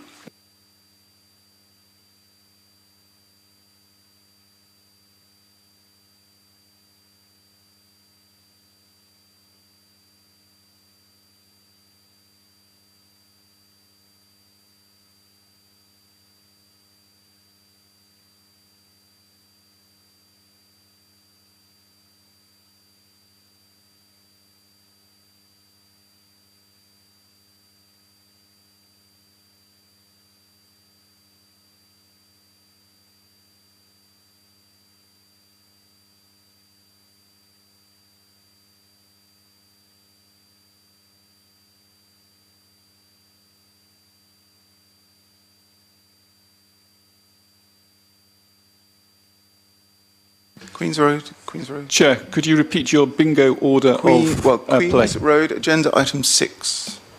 You're very welcome.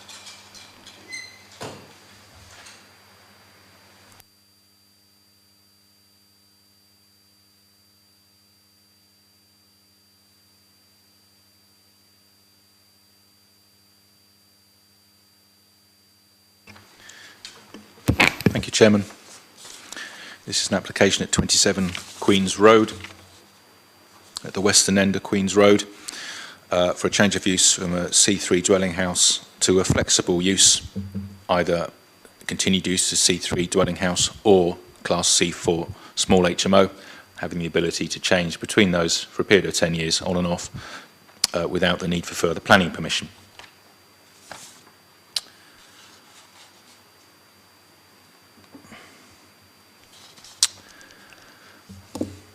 You can see the application property outlined in red on the plan on the left-hand side, and again, and the aerial photograph on the right-hand side.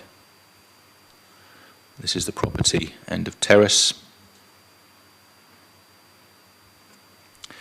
With respect to the 50-metre HMO data count, there are 2 currently. You can make out to the south there, and opposite, diagonally opposite to the southeast. 2 currently, were this application to be approved and it were to be used as a C4 at any time in that 10-year period, would bring the number of HMOs up to 3 out of 61, which is a percentage of 4.91% below the policy threshold of 10%. Fairly typical terraced or end terrace property with the main body of the house and then the rear wing.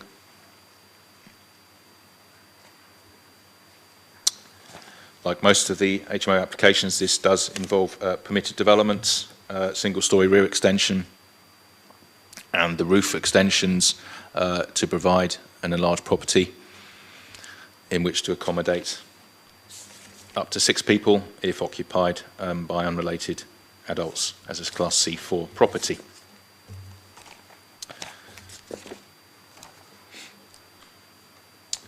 Taking you through the property, we have a bedroom with an ensuite at the front,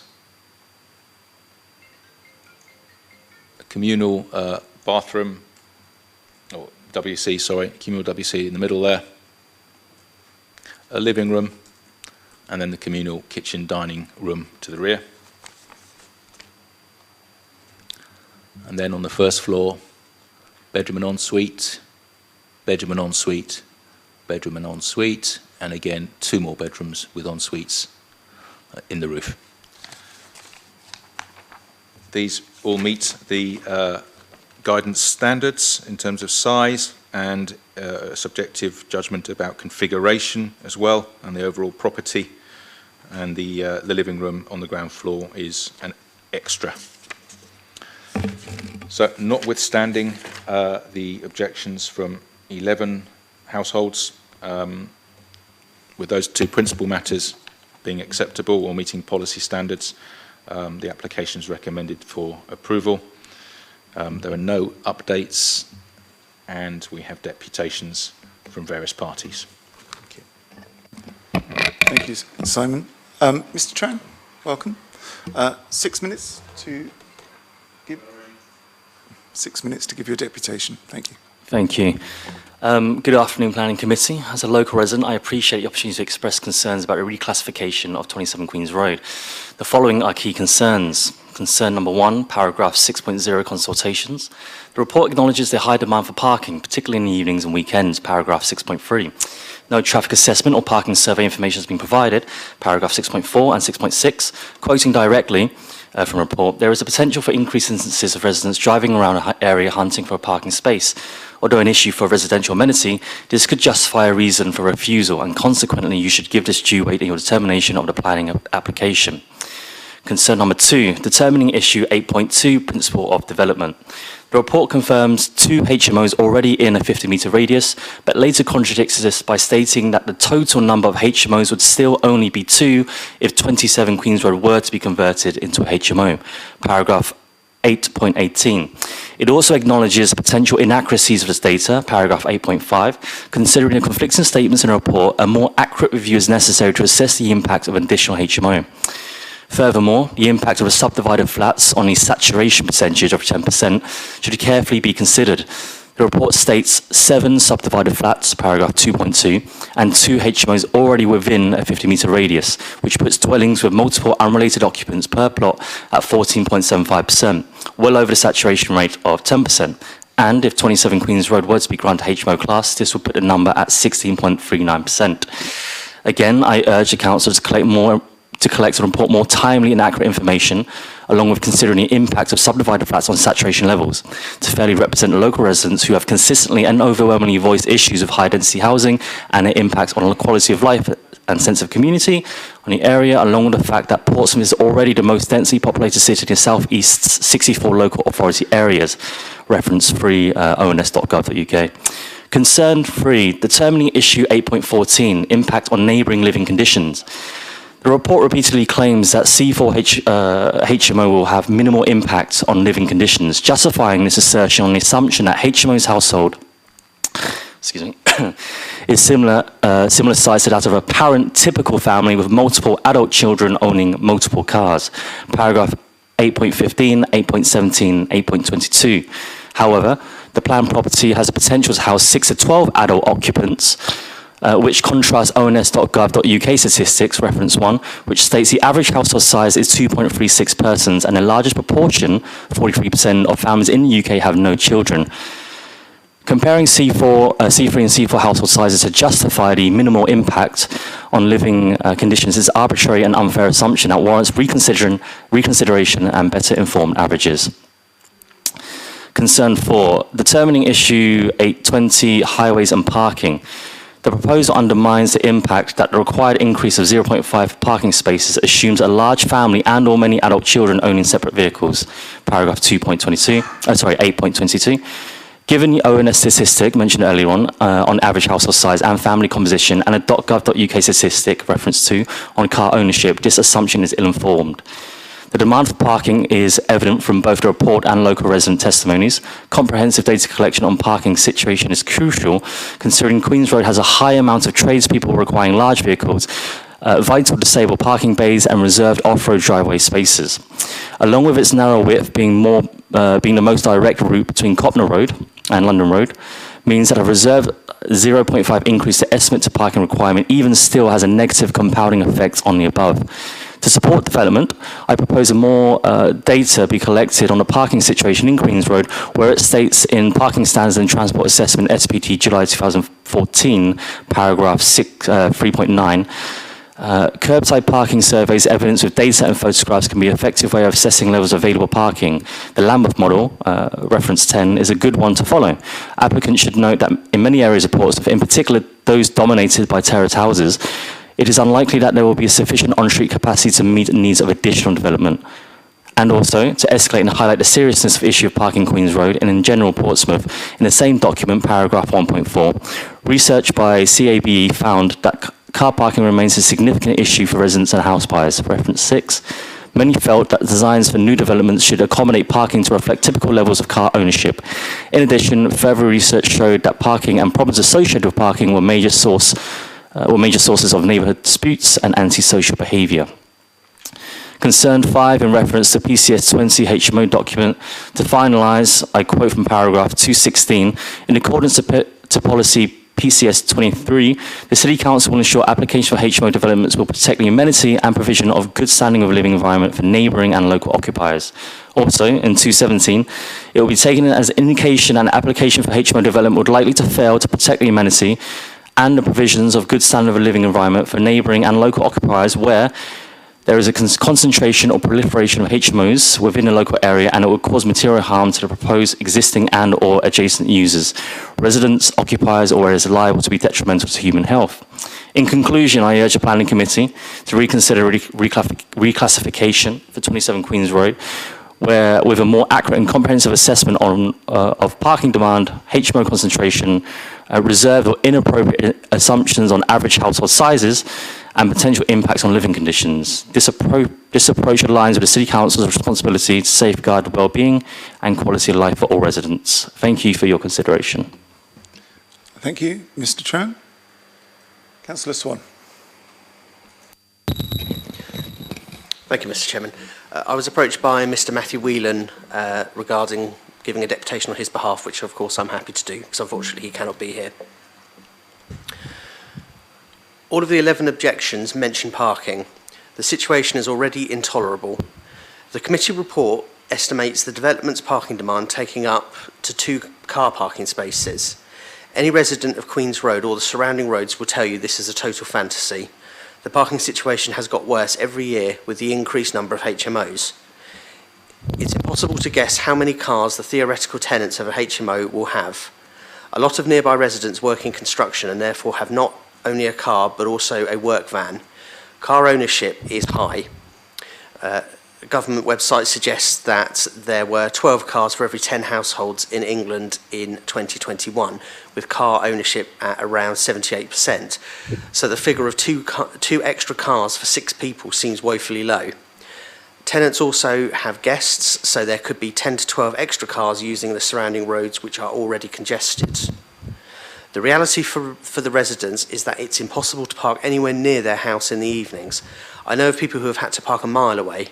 Shift workers who cannot find places to park after a shift and have to walk alone in all weathers to get back home. The constant circling of frustrated drivers late at night is terrible for the environment, and the stress this adds to people's daily lives is already at unacceptable rates. This HMO will make this problem worse for people at a time where pressures on individuals and households are already high. The idea of a cycle storage is a good idea, but it's at the rear of the garden, and looking at the floor plan, it doesn't seem convenient and perhaps impossible for bikes to be walked through the house. Bikes would need to be walked through the combined living area, presumably past 4 to 5 other people cooking, through another door, then navigated past a tight left turn at the bottom of the stairs, and finally down the hall. If I were a tenant viewing this property, I would not consider that bike friendly. I would, however, assume that due to easy access to the motorway, prospective tenants who have cars would find that location appealing. The property is too small to safely and comfortably accommodate this many people. The Portsmouth Council HMO SPD from 2019 states that a combined living space for 6 or more persons should be 34 metres square, a kitchen 11 metres square and a dining room 14 metres square. The proposed plans do not meet these minimum requirements. The owners of 27 Queen's Road have made it clear that they intend to convert the dining room into a 7th bedroom, reducing the living space further. This is reflected in plans I've received, which have the living room marked as bedroom 7. This negates point 8.11 of the committee report, which states that the additional living room makes up for the inadequacies of the kitchen dining area. Another concern is discharging water waste from 6 people plus guests via 6 additional bathrooms in the narrow clay waste pipe serving number 27, my property and others. This is a health hazard. There was a case in Southsea recently where a clay drainage pipe collapsed and sewage discharged into properties and the downstairs pub. Finally, I note that in the committee report, point 18.15 states that the level of activity associated with the occupation by a single family would be unlikely to be significantly different from the occupation of the property by between 3 and 6 unrelated persons as a HMO. I strongly object to this point. There is a vast difference between 6 unrelated adults plus adult guests sharing a home versus a family, and I think most residents would agree with me. It is also in the HMO owner's interest to keep the building fully occupied, so an occupancy level below 6 is unlikely to last for long. Please retain this property as a family home. There is no need to keep subdividing these small Victorian homes and making surrounding residents' lives worse. Thank you for your consideration. Thank you, Councillor Swan. Mr Hill.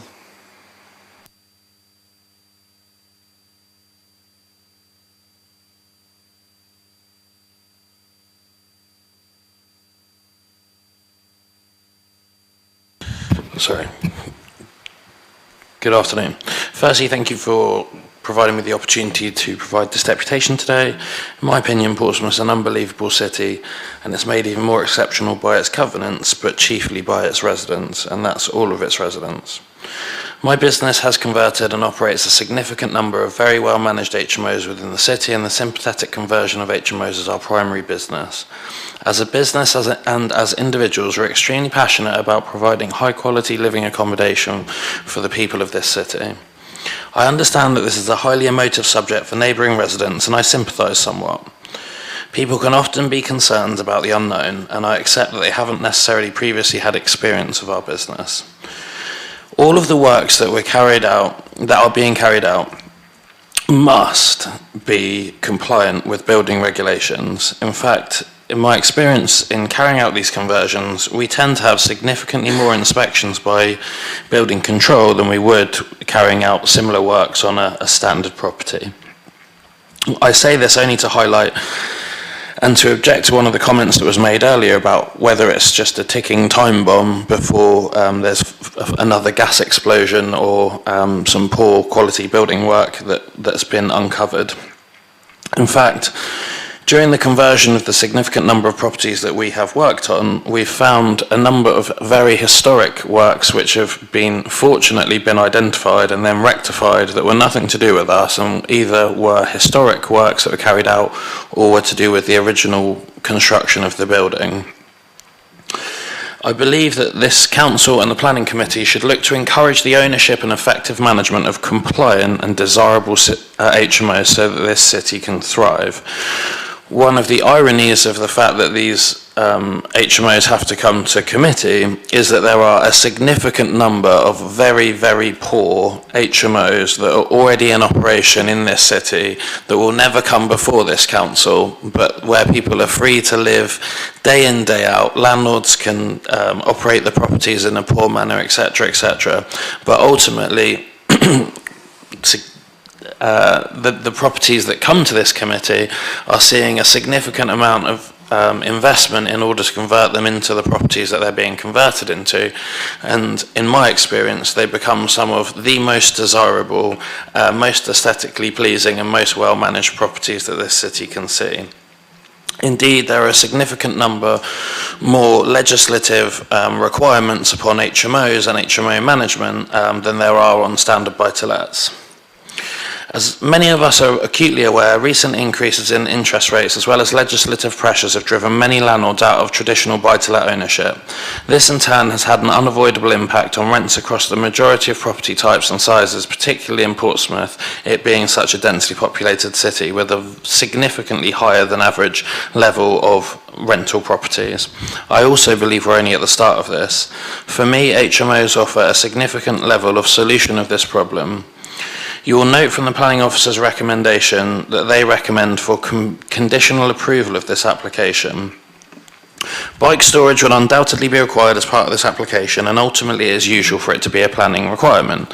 I note that Councillor Swan assumed that the cycle storage would be in the rear garden, whereas actually this property does have a much larger than average front forecourt, which could also house the bike storage. It was also commented on that the clay waste pipe was within the property boundary.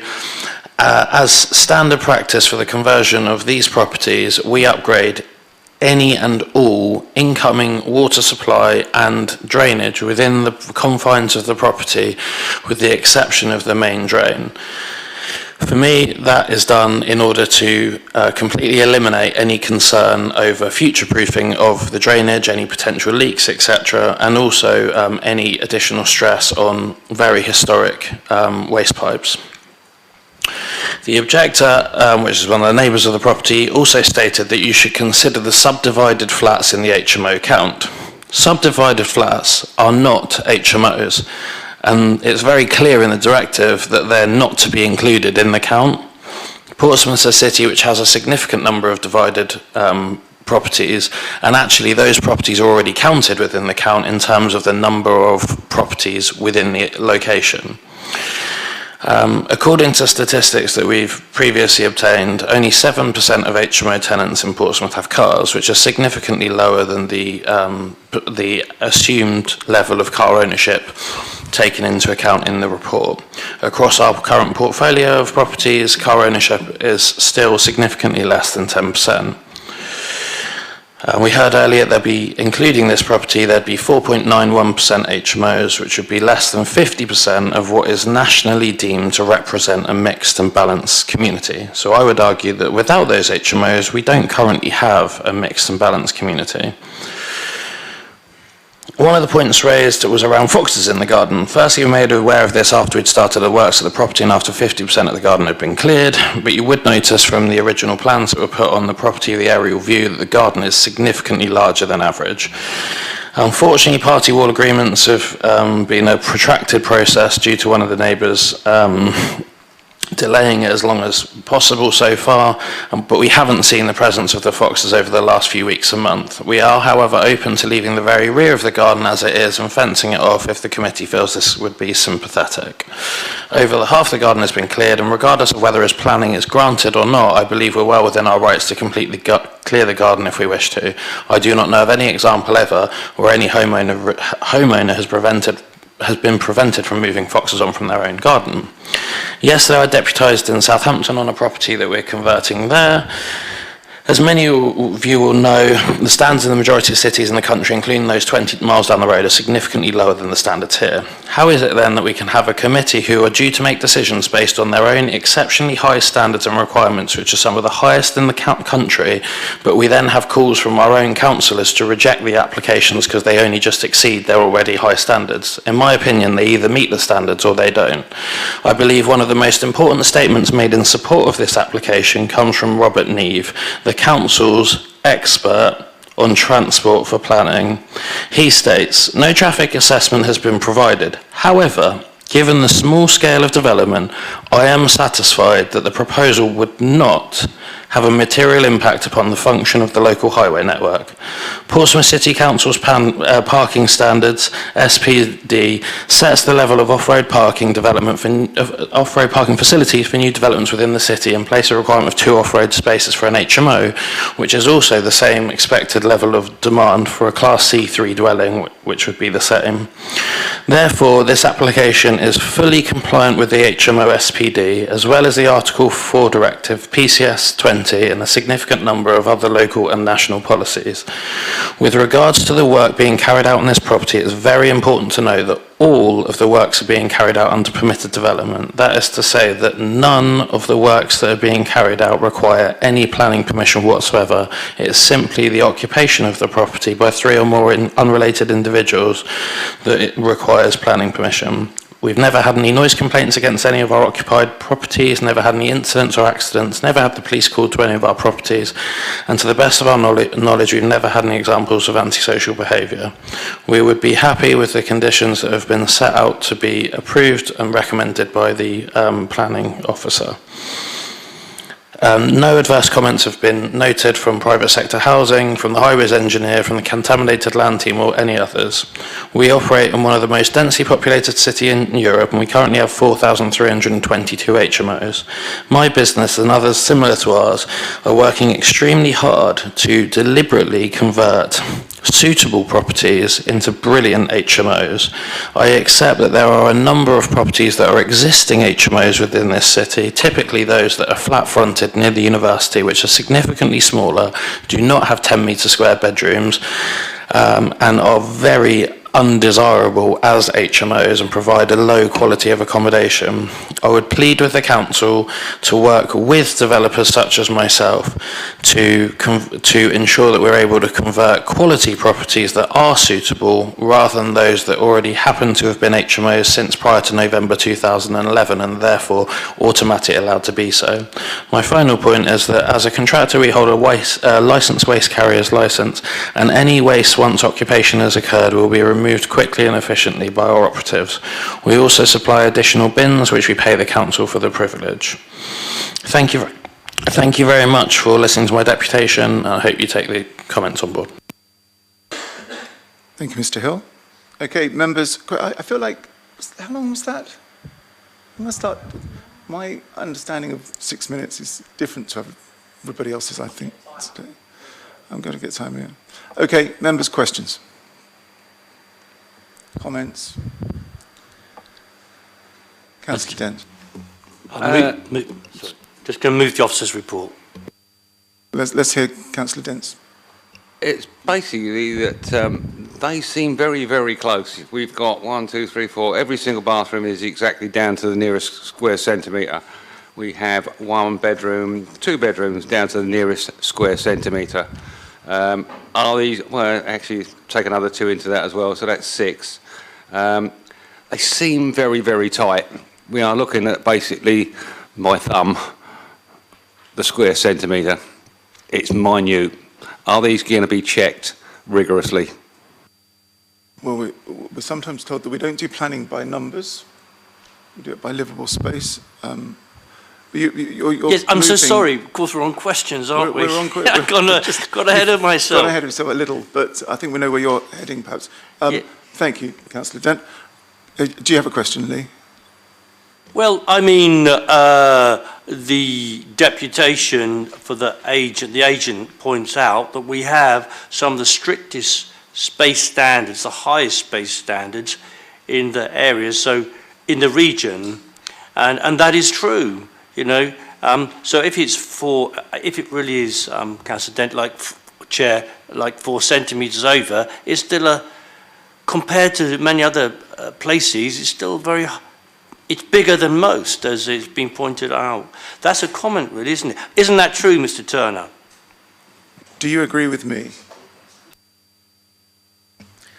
Well, since they meet the standards, whether it's by a whisker or by a lot. And we see the living room on here, don't we? We see it. I'm watching World Athletics Championships and people are winning gold medals between gold and silver is 4/100ths of a second. I'm just being flippant there, but there we Margins, are. okay. All right. Comments? Yes, I'll move the officer's report. There is absolutely no reason not to put this through. We've heard all the arguments in the previous case. It's not possible to just conjure up wishful thinking and wishful policies and pretend that we can just ignore the national planning policy framework and our own local policies. It's just not possible. So, yes, I'll move the officer's report. Councillor Smith, you're seconding. Thank you. I mean, it's, you know, I just remind everybody that we are tasked with applying material planning considerations to these applications, and regardless of what we might otherwise think of HMOs more generally. We need HMOs in the city for people to live in. So we have a motion on the table. Is there anything else from anybody else? Yeah, there was one thing, Mr. What's his name again? What's your name again? I've forgotten. Mr. Hill. Hill, that's it, Mr. Hill. How can you forget? Going upwards. The licensing, he raised concern about the bad HMOs. Of course, the new licensing regime coming in will look at that and have an impact upon it. And you're quite right, the stuff that you do produce is worthy consideration always as very high standard. Okay. Members, unless there is anything else, I think we need to vote on this application. Those in favour of moving the officer's recommendations? Okay. And against? And abstentions? Thank you. Planning permission is therefore granted. Thank you, Juliet. Bewley Road is our next application. I'm terribly sorry. I don't mind missing it, but I need to pop downstairs. Do you need a comfort break? Yes, if that's what it's called. Oh, thank you. Anybody else? Oh. You want to carry on? You can carry on if you want. do this? You carry on, but I need to pop downstairs. Okay, all right, You can do without me, I'm right, sure. Sorry?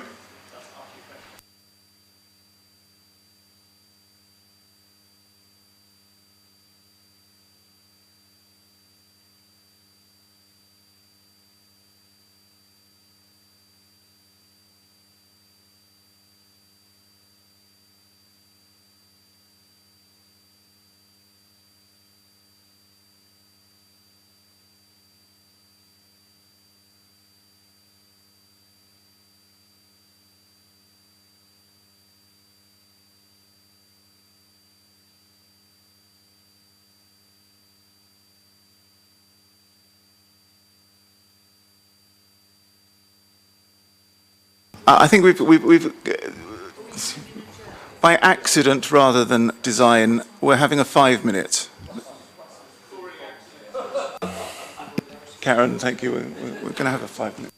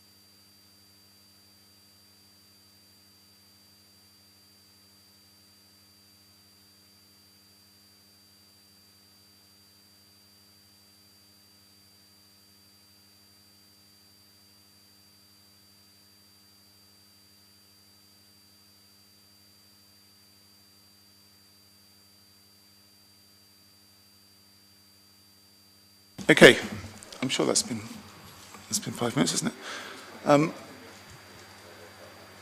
Okay, members, I know like the bingo call-in is back. So the rest of the programme is agenda item 7, followed by 9, 7, 9, 4, 8, 10, and 11. Okay, so that is Oriel, Northern, Bewley, Belgravia, Magdala, and Fitzherbert Spur. Okay, well that's where we're at the moment. Okay, are we on? We're on? Okay, well, that's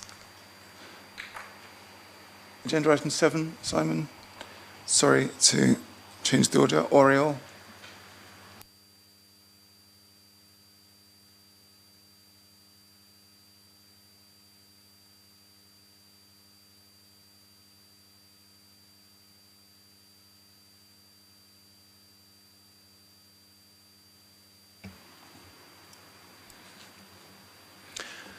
Thank you, Chairman.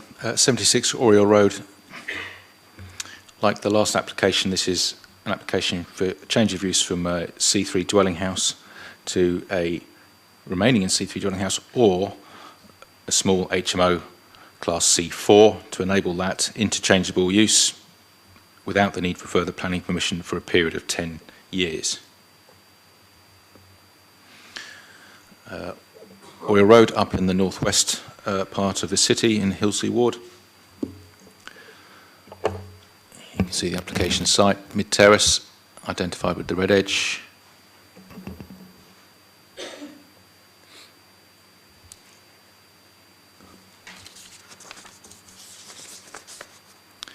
Application property in the middle with a small forecourt. The HMO data count, currently there are 3 HMOs within a 50-metre radius. Next door, and 2 others on the same road. The application would take this up, if approved, to 4 out of 70 properties, which is a figure of 5.64%, below the 10% policy threshold. Existing property, typical terraced house with a rear outrigger and some form of rear extension already, rear structure. This application would, like the others, construct a rear dormer and a rear ground floor extension under permitted development rights to enable the property to be large enough to accommodate up to 6 unrelated adults living together as a small HMO C4. The accommodation has a bedroom with ensuite at the front,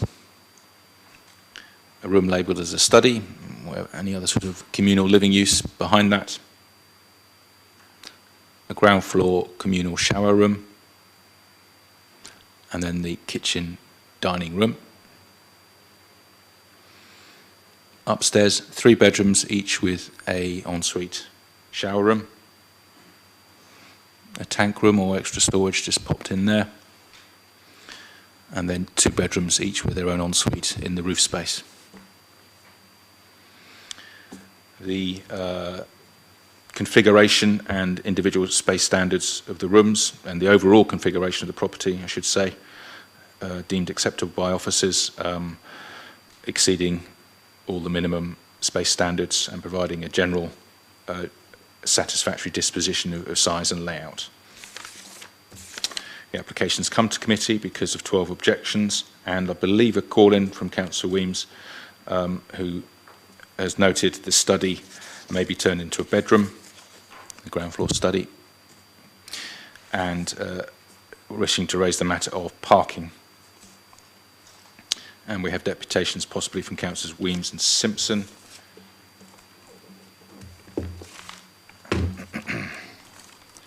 And then, referring again to Councillor Weems's objection received overnight in the Appendix 1 of the Supplementary Matters Report, the SMAT, the comments are of objection. The application's sole role is to maximise occupancy. There may be multiple comings and goings at all hours. The addition of several vehicles to already congested roads. Large-scale HMOs can attract incidents of illicit activity, such as drug dealing. The impacts must be considered on the community. Councillor Weems is not against responsible landlords who comply with standards, nor does he condone poorly behaved tenants. What is needed is a balanced approach. This is not an objection to the existence of an HMO, it's to the extent of these developments. The real issue is the scale at which they're being pursued, with properties not truly suiting the numbers of proposed occupiers. Officers' responses on the matter of occupancy, maximising that, would refer you to the space standards. This application meets those space standards, and any other subjective overall view of the overall configuration of the property. Comings and goings, not necessarily proven in officers' opinion that there are more comings and goings, nor at different hours than compared to a Class C3 dwelling house. Parking and congested roads, again, not necessarily resulting an HMO in more vehicles than with a Class C3 dwelling house. Illegal activities, again, not necessarily related to HMO use, and nor are non-HMO uses necessarily free of people who may conduct illegal activities. The interaction with landlords and their responsibilities, the licensing regime is where the fit and proper test for landlords is engaged, not the planning system. And lastly, again, the general comments about scale and extent of conversions in terms of the numbers. We have the 10% policy threshold. This application complies with that threshold, it's under the threshold, and it more than complies in terms of minimum space standards with the configuration and size of the property and the rooms. Hence recommended for approval. Thank you. Thank you, Simon. Russell. Thank you, Chair. In the last two planning committees, I've been here to talk about HMOs in this area, Oriel and Shadwell Road. How is that? How is it that there's been so many times, but yet the 10% threshold has still not been met? How is it that we aren't completely aware of the amount of HMOs in this area? Why do we not include flats into this equation? This week, number 1 Oriel Road was approved for a conversion to 4 flats. How can that not be included? It will add more cars and people to an already crammed area that's having HMOs approved each month. I have spoken to many residents on this application, including Henry Thorpe, that has been lobbying about HMO reform for years. And if this application cannot be refused today, it should at least be deferred due to the crime that's plagued this area since HMOs have been present. Stabbing, drug dens and arrests have been common for HMOs in this road. This is a material planning consideration and is never properly assessed. The police reports are there. So can I request the planning committee to defer this application, look at the crime rate and obtain an assessment of the crime? This is unusual. As I said previously, our own data proves HMOs increase noise, nuisance and ASB. Let's act on the information given to us. Thank you. Thank you, Russell. Carry on. This application is for a change of use from Class C3 dwelling house to dual use Class C3, C4 house and multiple occupation. All the bedrooms meet or exceed 10 square metres. The required communal area for 6 persons when all bedrooms meet the 10 square metres is 22.5, and this property provides 27.81. All of the bedrooms additionally benefit from a shower room. The property additionally provides a home working space at 11.03 on the ground floor. This application fully complies with policy PCS 17, PCS 20 and PCS 23 of the local plan, and also complies with the Housing Multiple Occupation Supplementary Planning document. The Planning Officer has recommended fully compliant applications for approval today, and I ask you all to fully support this recommendation, saving the time and cost involved for all in taking this to appeal. When you were discussing costs awarded earlier in the room, I feel it's also important for you all not only to consider if costs are sought and allowed by the Inspectorate, but also the impact in time and cost to an already stretched planning department in having to defend a fully compliant application at appeal. I feel planning department have made massive inroads at getting through these applications and moving on in the way in which they're dealing with applications. And for you guys as committee members, refusing fully compliant applications just places more pressure on the department. So I would urge you to take that into consideration when making decisions also. Thank you very much for listening. Thank you very much. Simon, can you help us out around the material planning considerations and criminality, which is what I heard? Yeah. Touched on this earlier, that there is some data about antisocial behaviour and how some HMOs may have generally a higher instance of that sort of behaviour. But the data doesn't seem to be so strong, the data that we've seen, to make that connection with each and every application. And as we said in one of the previous applications, you don't need to live in an HMO to be someone who carries a knife or is subjected to that sort of problem, or to take drugs or deal in drugs. You could live in a C3 dwelling house or in an HMO or anywhere else. So to draw such unequivocal parallels is very difficult, and it would have to be, so carefully supported by data for it to hold any weight. So although we do look at the matter in the round, and do acknowledge there are some issues, there can be some issues of antisocial behaviour, but even there, you can't assume that every HMO will have such behaviour by any means. I'm sure it's not suggested that every HMO would do that, but so it's a question of the degree and strength of the data to try and find that as a reason that might be compelling in which to withhold or planning permission or to refuse it. Thank you. It's just helpful to talk that through. Members, questions? Councillor Dent? Yeah, just a couple. The size of the study, I can just about see it now. It seems strange that basically they've all got en suites. The study seems to have an ensuite as well. Is this going to be turned into another bedroom? That's one point. And the other point is you've got a WC and a shower room that's got a WC in it, leading directly into the kitchen area.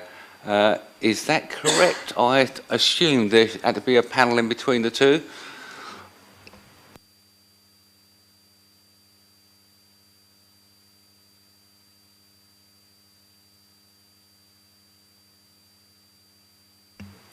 Thank you, Councillor.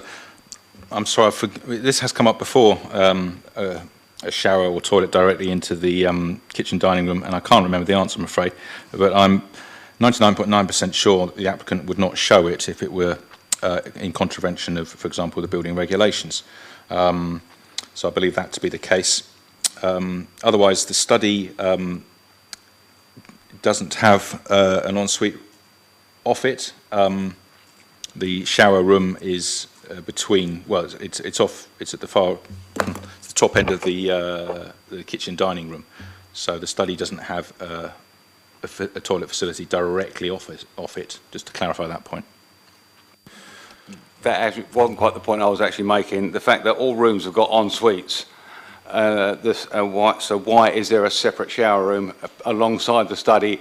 Is the study going to be turned into another bedroom? Yeah. We don't know. The chances are that this is the normal pattern, that may indeed happen in due course, but that's not what is in front of the Planning Committee. The application here is for a flexible C3, C4 consent with a study. Okay, thank you. Members, any comments? I feel there are no reasons to do anything other than move the officer's recommendation for this application. Do we have a seconder? Councillor Vallely? Any other views, comments, thoughts? Okay, those in favour of moving the officer's recommendation? Against? Abstentions? Thank you. Planning permission is granted. Thank you, Julia. Okay. Item agenda 9, Northern Parade.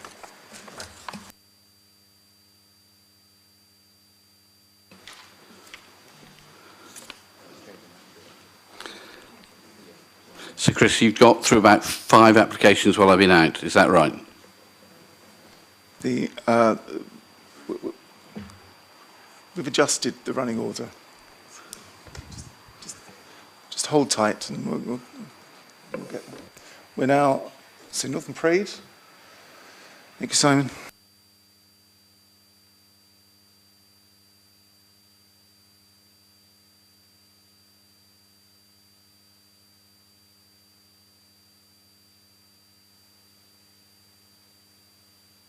Thank you, Chairman.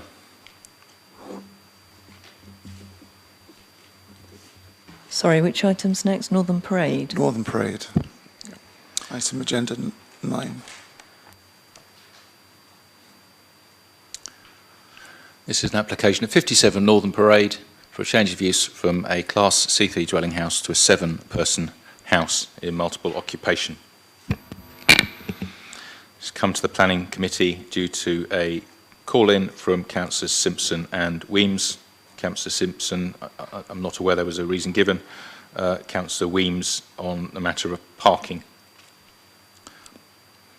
I should start with an apology for the typo in the report around the HMO data count. I can't really explain it apart from just being human error in that paragraph 8.8 in the SMAT here has an incorrect reporting of the percentage of HMOs with a 50-metre radius. To be very clear, there is presently 1 HMO out of 24 properties, which equals 4.17%. Not the stated much smaller figure. If granted planning permission, the proposed development would mean 2 HMOs out of 24, which equals 8.33, which is still below the policy threshold of 10. Councillor Weems' objection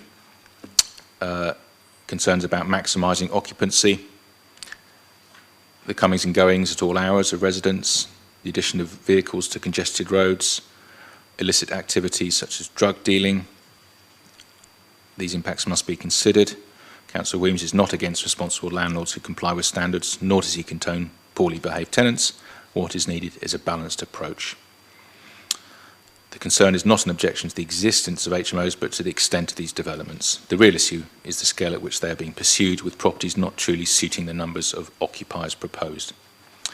So in terms of occupancy, the application, I'll come back to the plans in a minute, complies with the standards. With respect to comings and goings at different hours, don't believe there's any evidence to suggest that is the case so differently from a normal dwelling house.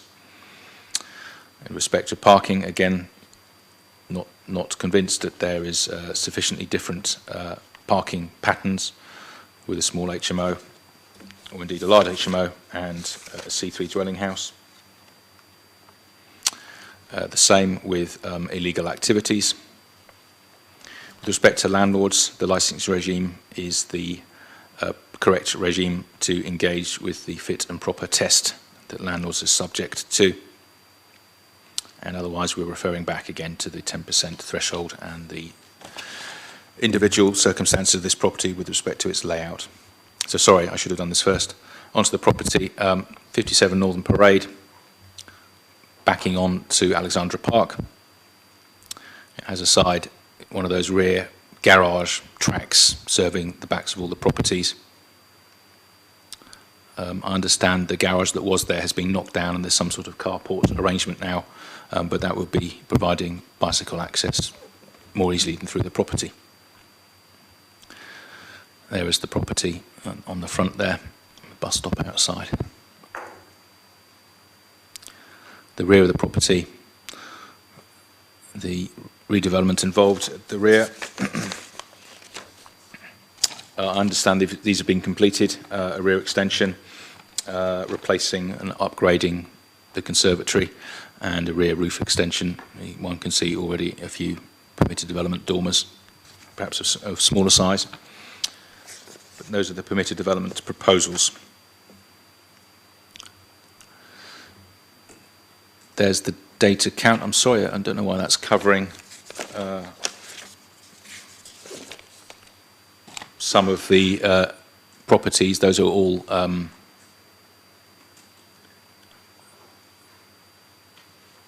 not showing HMOs.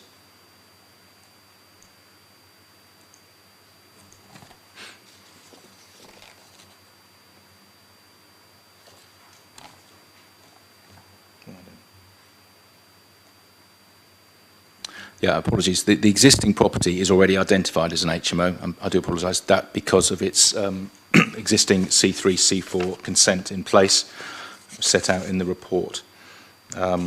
So actually, I do apologise. The percentages would not change.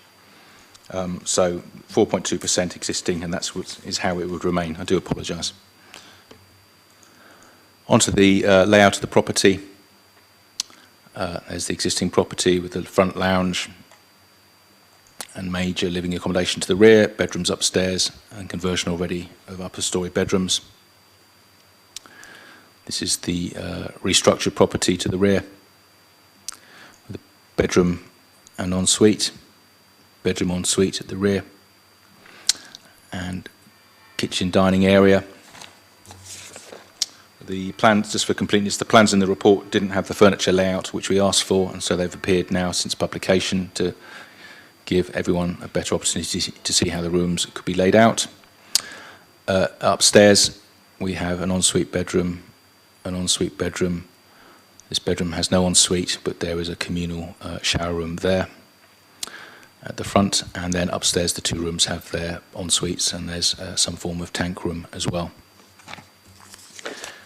With respect to sizes, the bedrooms are all a very good size as it happens. You can just see by eye how large the bedrooms are, even with ensuites in them.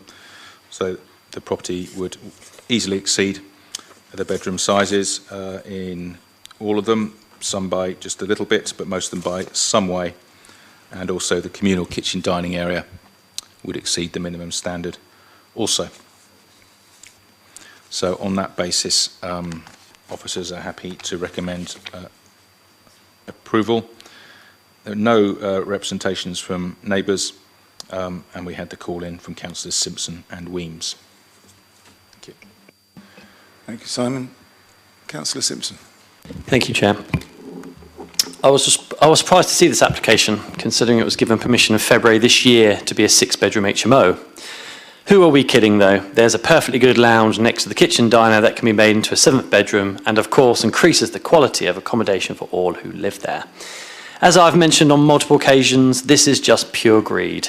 While I'm not a fan of HMOs, a 6-bedroom HMO at least had a lounge to offer the tenants. Now they have just their bedroom.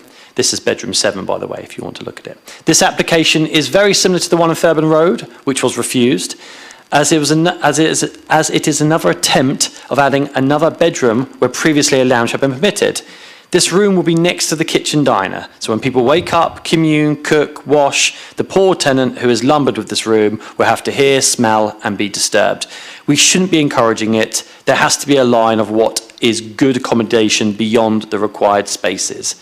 While it might only be councillors that have brought this forward today, I can assure you the parking impact will be great, as it's double yellow lines and bus stop out the front, Northern Parade. Therefore, it'll leave the back of the building to a potential 7 more cars that have to mount the council green spaces, as well as obstruct residents' garages, which is already an issue in the area.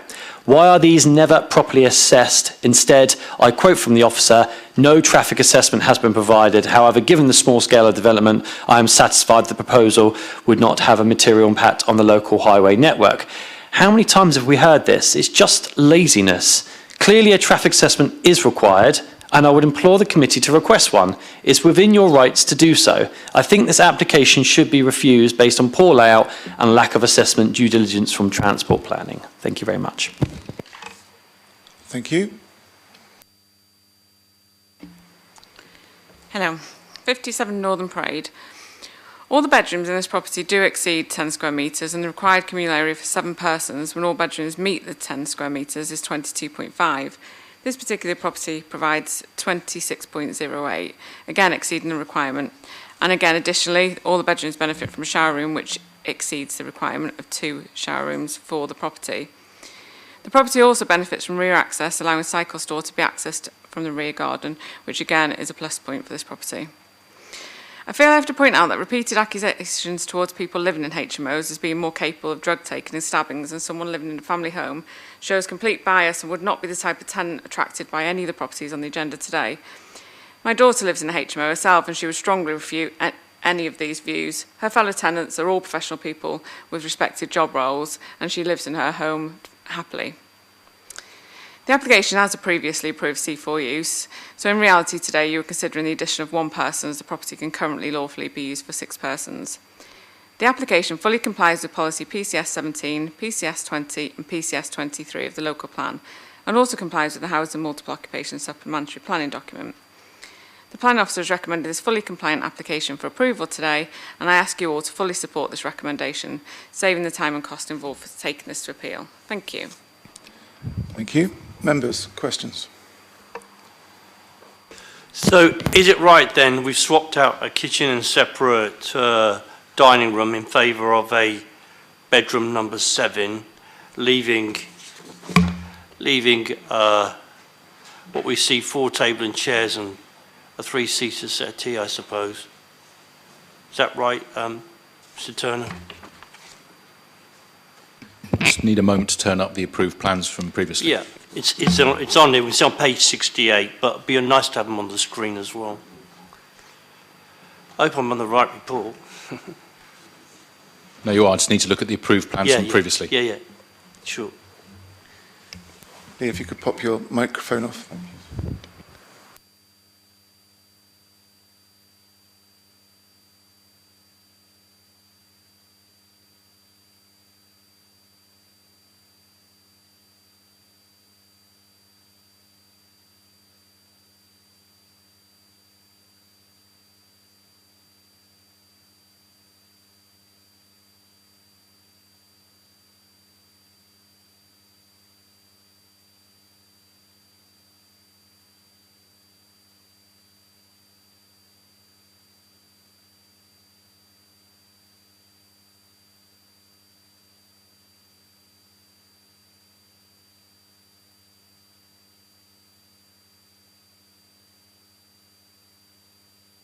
Thank you.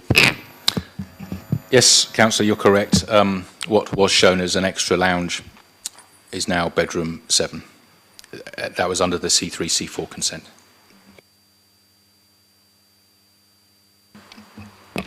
Comments? Councillor Vernon Jackson. It is unmitigated greed by developers, but unmitigated greed from developers is approved of by the government. And therefore it doesn't appear that we have a justifiable reason that would to turn this down that would survive an appeal. And I just think if we did, we are fooling residents into saying that our decision will stick. All the rooms are bigger than required. There is access from the rear, there is parking, potentially parking space at the rear as well. So with regret, I'm going to propose that we accept this. Thank you. So I slightly agree with Councillor Vernon Jackson, but I'm going to propose refusal because it's this combination of the kitchen and the diner that we've seen previously, which Councillor Simpson mentioned in his deputation, and we refused it because the communal area was not a sufficient size. If you reduce it by, it looks by about a third to a half. So it turns out, I think,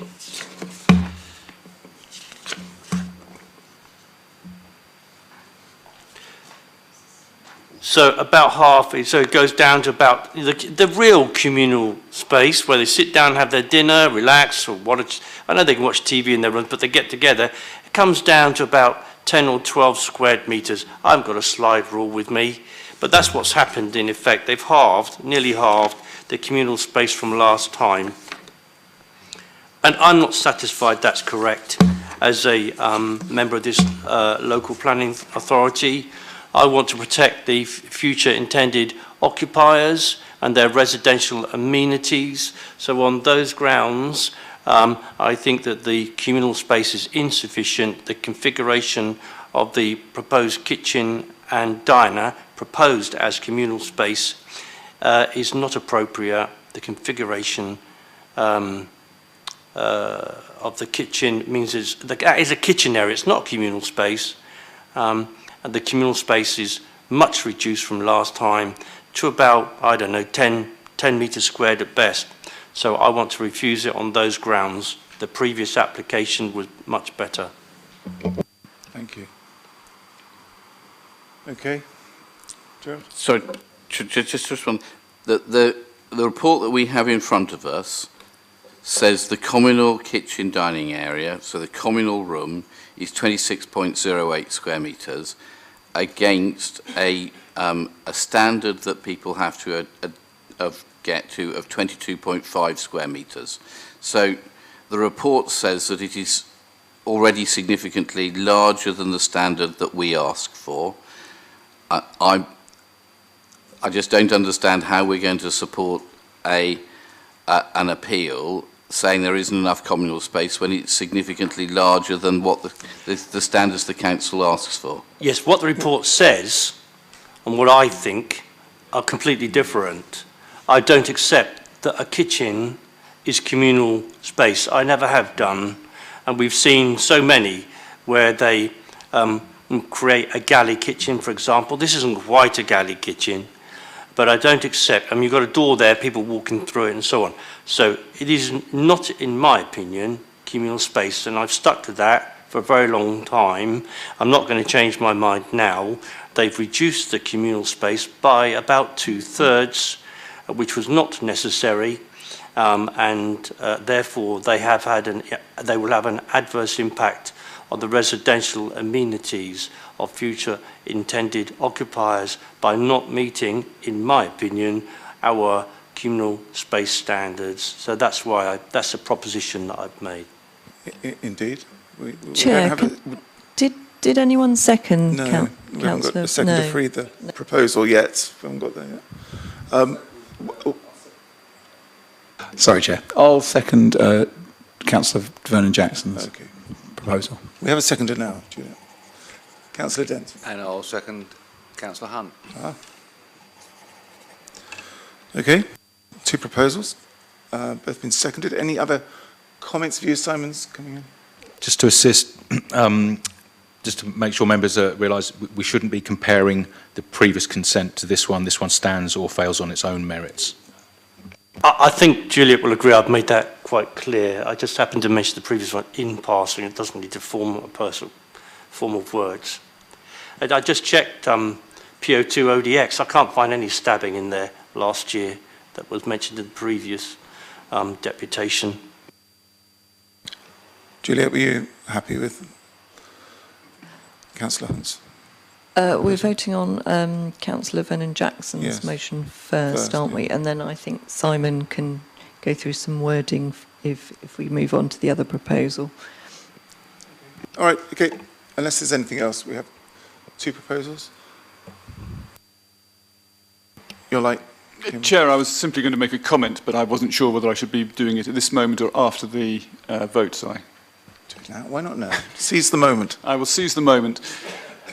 So I think no one is happy sometimes about passing these applications, and although the proposer is saying that these are high quality places, they may be higher quality than other places that people live in, and they may be well executed within their size. We're all fundamentally reacting to the fact that they are small.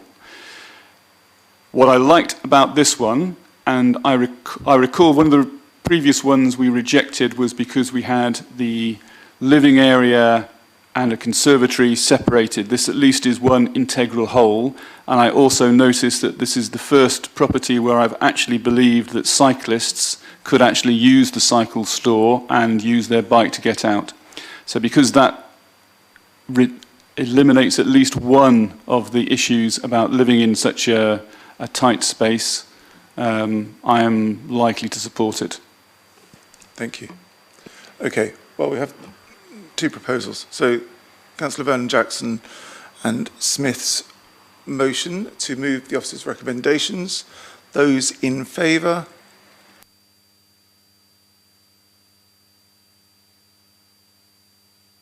Against? And I think that's it.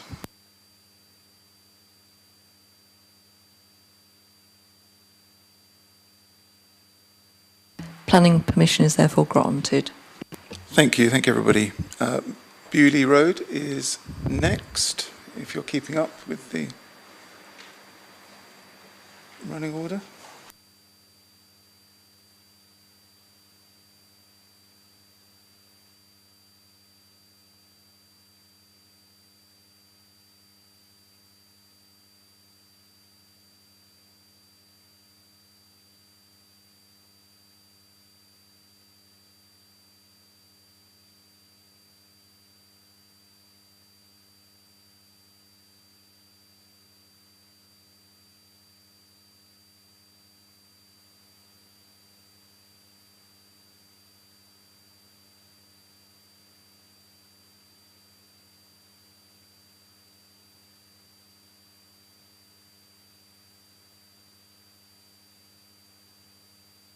Thank you, Chairman. It's an application for 52 Bewley Road, Copner Ward. Change of use from a Class C3 dwelling house to a 7-person house in multiple occupation, an HMO.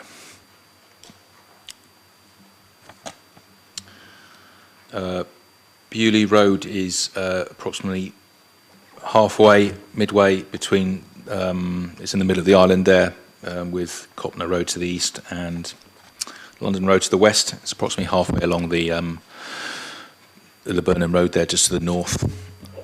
That's Laburnum Road running east-west, and there's the property towards the northern end of Bewley Road, mid-terrace property. There it is with a small front garden and bay windows, etc. That's the property to the rear,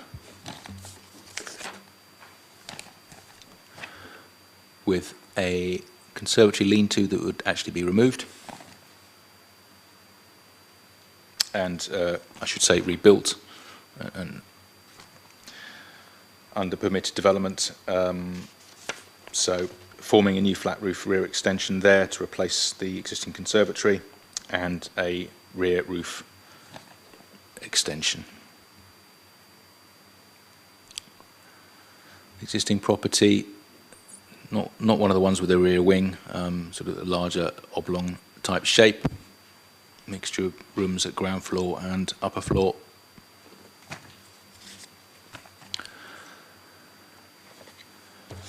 So the proposal is for 7 bedrooms, single occupancy, i.e. 1 person per bedroom.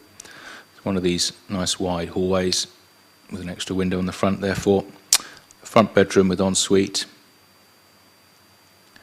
rear bedroom with ensuite, and then the communal kitchen diner with a tank room off that as well.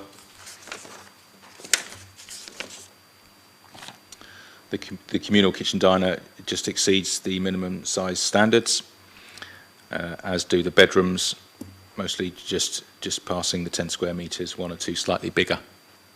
Upstairs, 3 bedrooms, 1 with an ensuite there, 1 with an ensuite at the rear there, and this bedroom doesn't have an ensuite but has access across the way to a shared shower room, and the 2 rooms in the extended roof space, both with their own ensuite.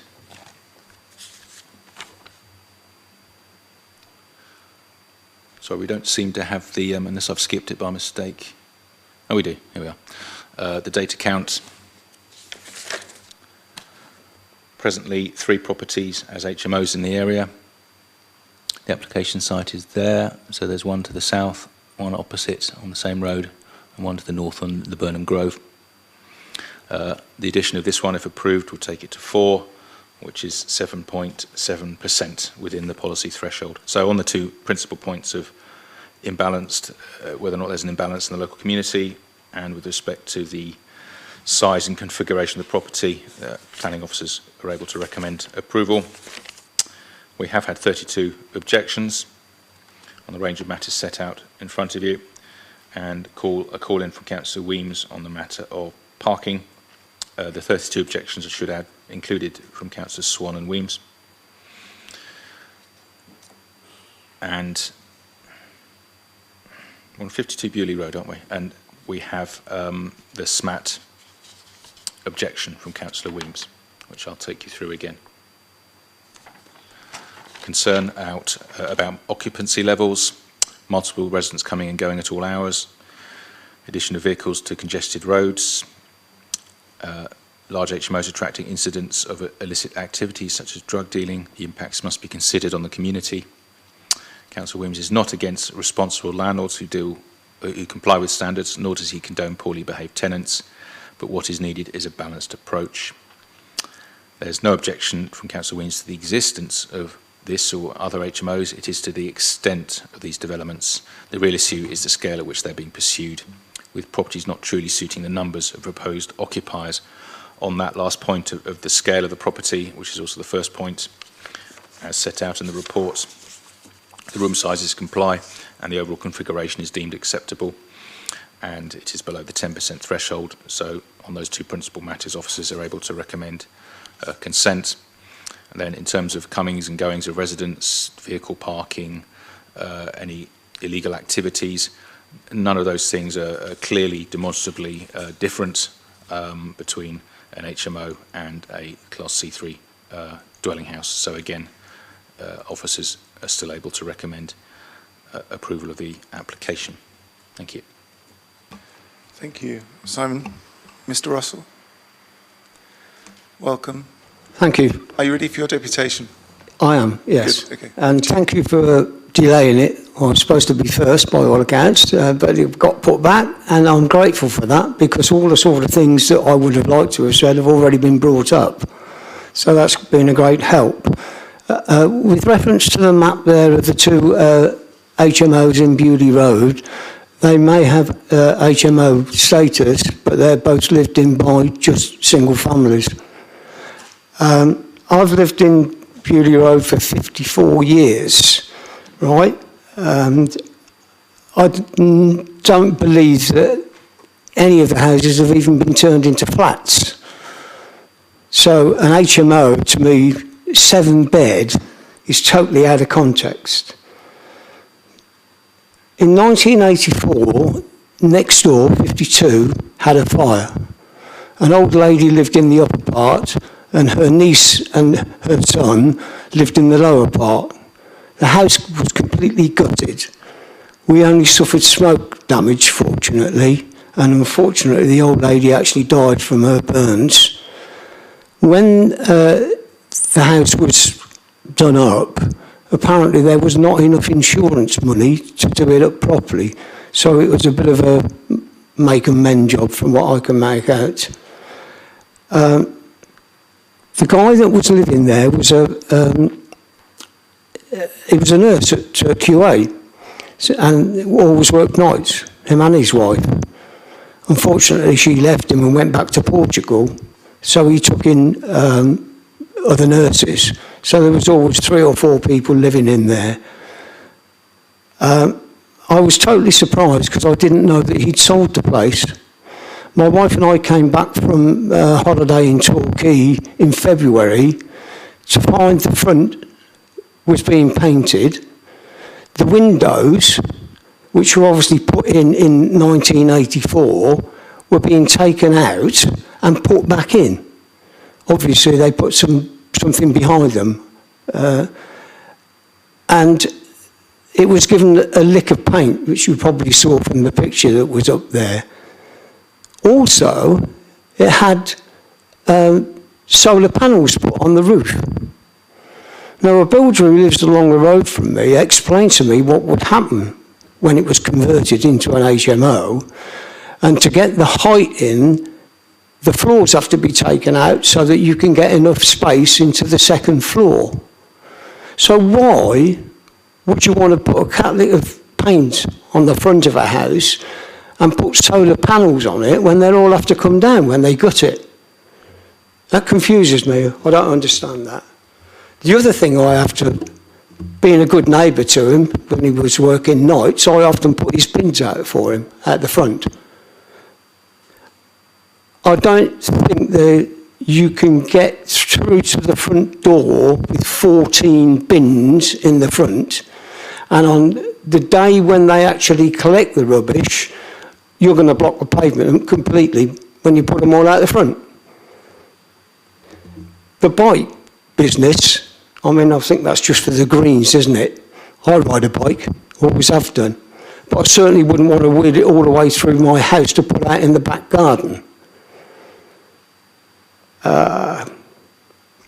My daughter actually lives in Southsea, and she says that HMOs have become like a cancer. She's actually moving to gospel to get away from it all. What I don't understand is that, okay, we need more housing, but why is there so much commercial property not being used? QuickSave in North End has been an eyesore for more than 20 years. Nothing's ever been done about it. You've got Baltic House down by the Rudmore roundabout. You've got the police station. You've got the banks. None of them have been touched. To me, we shouldn't be doing all this, especially in a residential road, because what you're doing is you're actually taking away the ethos. That's it. Thank you. Mr. Russell, thank you for your time and thank you for waiting. And, you know, with regret, lots of those issues are not for this committee to consider, but I'm sure as elected members we're mindful of all of those things. We need to move on to the next deputation. Carry on. 52 Bewley Road. So in this property, all the bedrooms meet or exceed the 10 square metres. The communal area is 23.10, and all the bedrooms benefit from a private shower room. This is a 7-bedroom application for single occupancy only. Picking up on the bins, the requirement is for 2 bins only, but 360 litres, which is a larger bin for residents of 7-bedroom HMOs, and these can be accommodated within the forecourt. The comments made on the previous application about small rooms, I just wanted to sort of stress that rooms over 10 square metres are not small rooms. The national standard and the size of many HMO bedrooms in this city are just 6.5 square metres. 10 square metres, 11 square metres, I think there's 12 and a half in this particular property, are large bedrooms which would, you know, provide a lot of space to the resident. Sit and relax, watch TV. All the stress is taken a little bit more from the communal area. Also, as the resident highlighted in his objection, 2 of the highlighted HMOs in the radius are in fact family homes. So there is a low percentage stated of HMOs in the area. So it could be argued there's a clear need for this type of housing within the area for people who cannot afford their own private houses. The planning officer has recommended this fully compliant application for approval today, and I ask you to fully support this recommendation. Thank you. Bye. Thank you. Members. Councillor.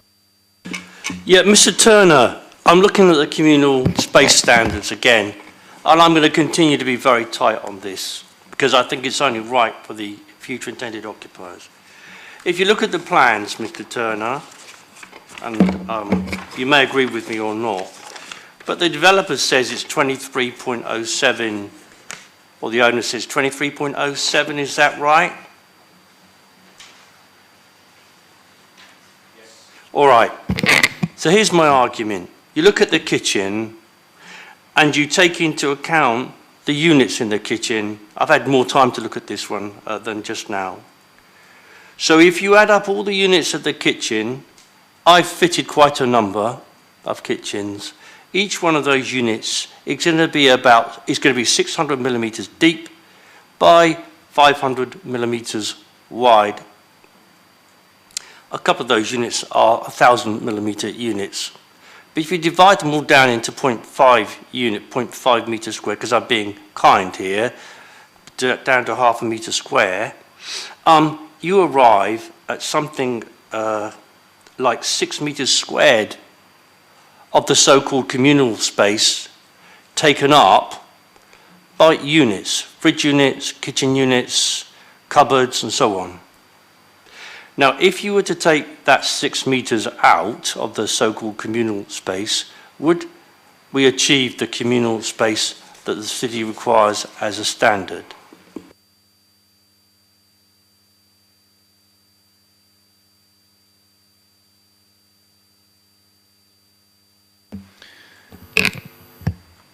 I didn't 100% follow everything in there, but what I can say is this committee's guidance is the HMO SPD, and it doesn't go into anything like that sort of detail. It simply says a combined living space for 6 or more people, if all the bedrooms are more than 10 square metres, is 22.5 square metres.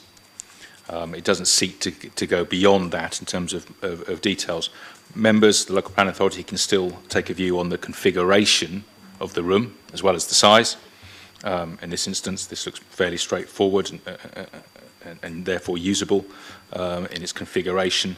And in terms of the size, as I say, it is beyond or above the minimum size standard. So to answer your question, Councillor, no, I can't break it down and I wouldn't recommend that either.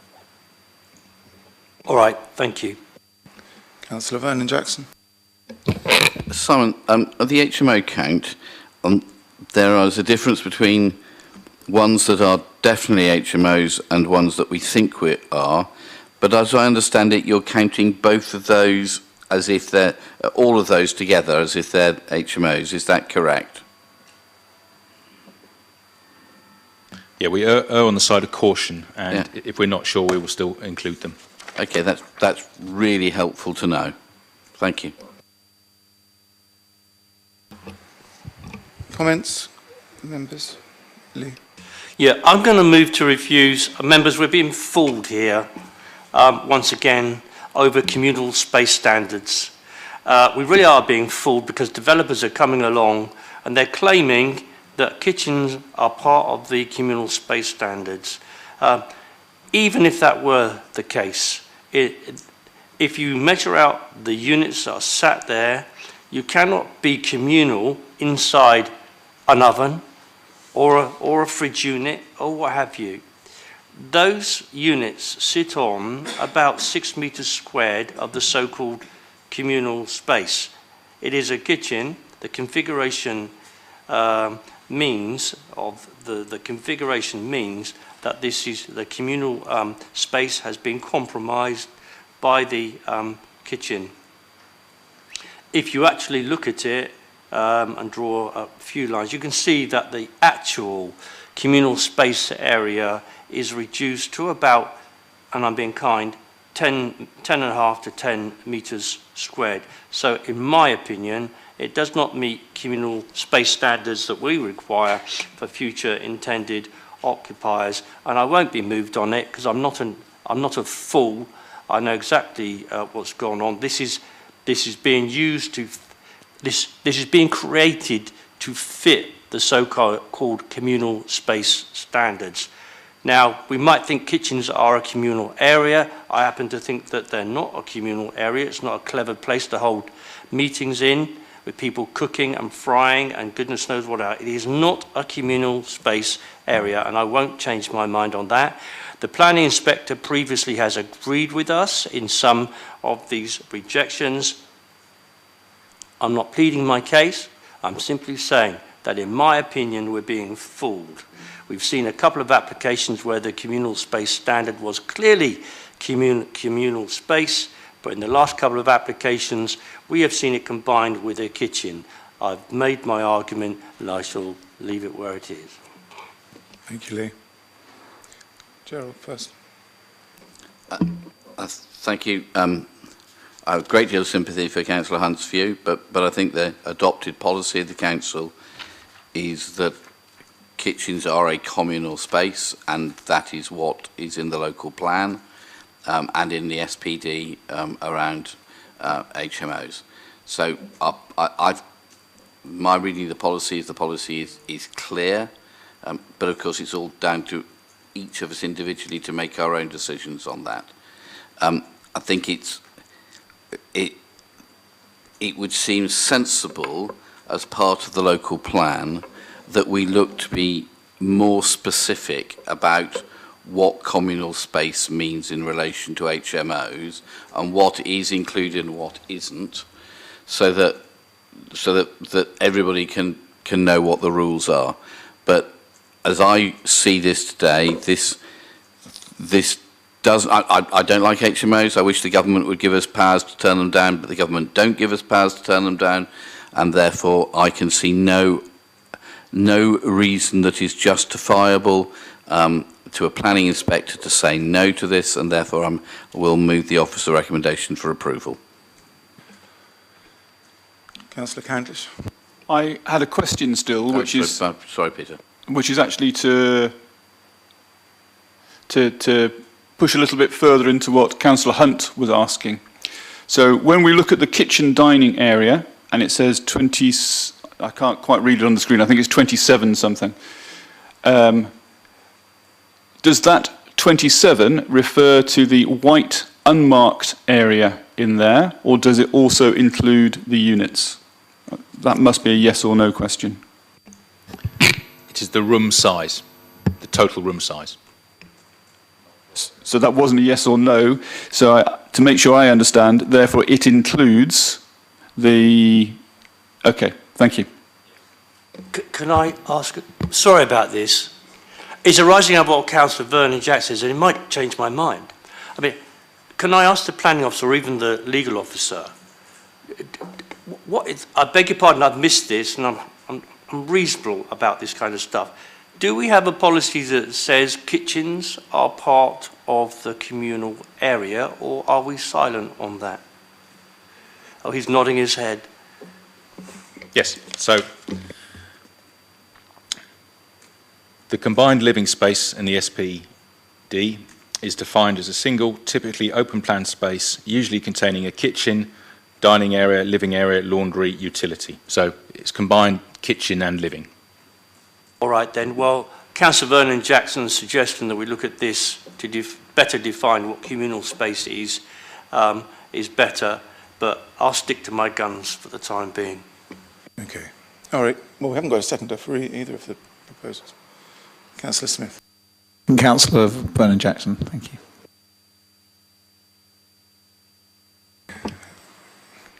And I'm going with Mr. Hunt. Okay. Anything else, members? Okay. Councillor Vernon Jackson, Councillor Smith's proposal to move the officer's recommendations. Those in favour?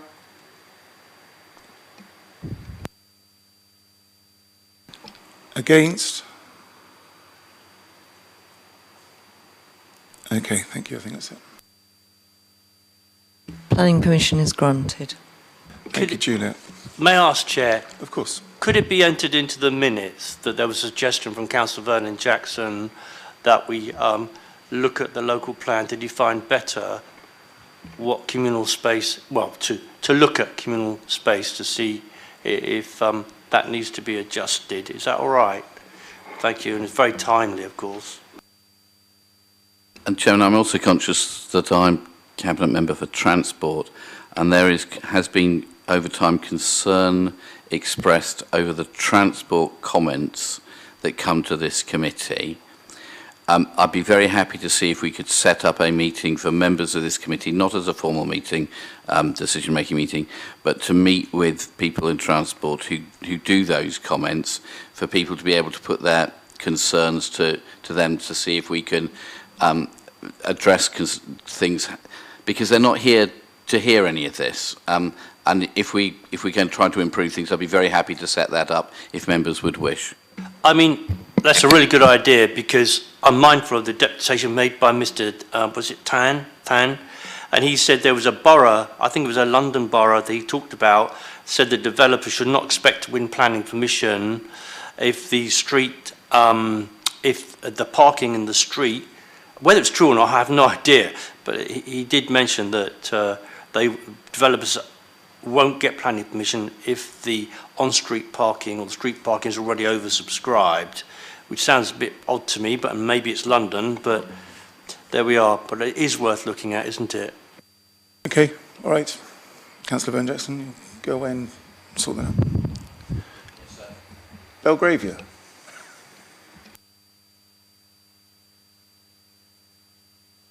Well, you know, you have all these, you know, fancy jobs. Good.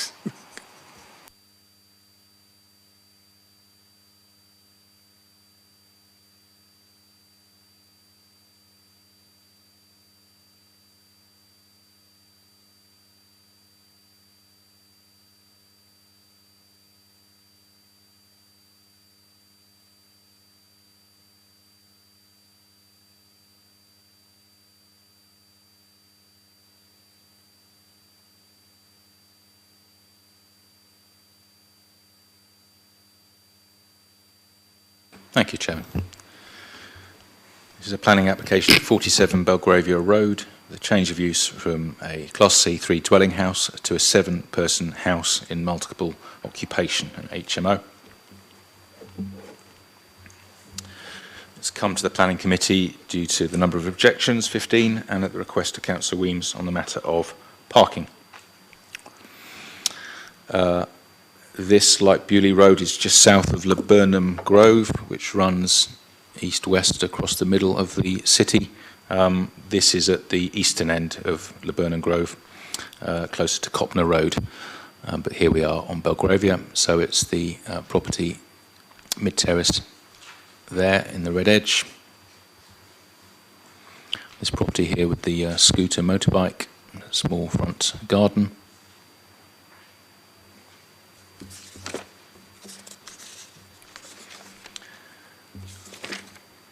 With respect to the data count, there are no HMOs, no known HMOs or suspected HMOs in the 50-metre radius. So approving this planning application would provide one, which would be a figure of 1.5%.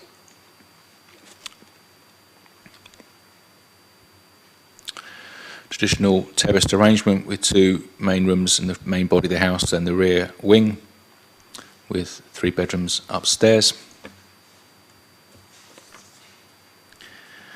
The application is to, the building is to extend at the rear using the prior approval consent outside this planning permission, and to convert and extend the loft again outside of this planning application.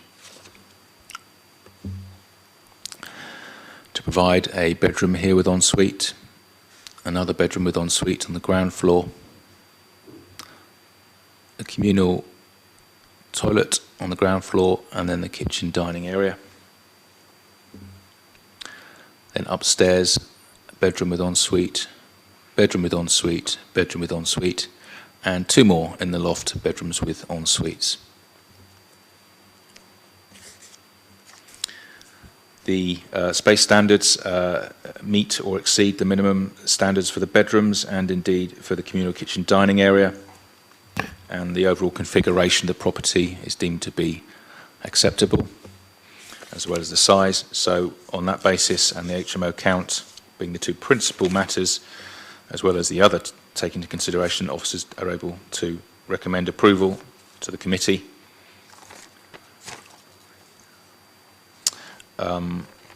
We had Councillor Weems's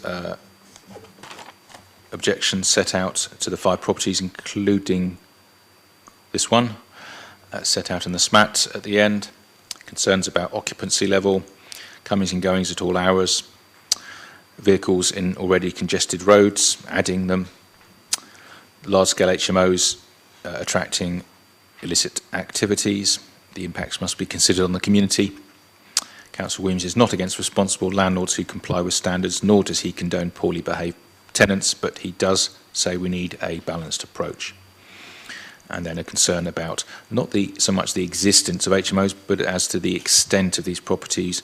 The real issue is the scale at which they're being pursued, with properties not truly suiting the numbers of proposed occupiers. In this instance, the data count suggests this would be the only HMO within the 50-metre radius, and so would comply with your policy threshold of 10%, being 1.5%, and the bedrooms and other rooms would all comply with the space standards and the general disposition of the property, so officers are able to recommend approval. And then the matters of comings and goings raised by Councillor Weems, parking, illegal activities, etc. It's not abundantly clear that there is data that suggests the use of HMOs automatically leads to all or any of these things compared to family occupation of the dwelling that has already been or can already be extended in size. Thank you. Thank you, Simon. Carry on.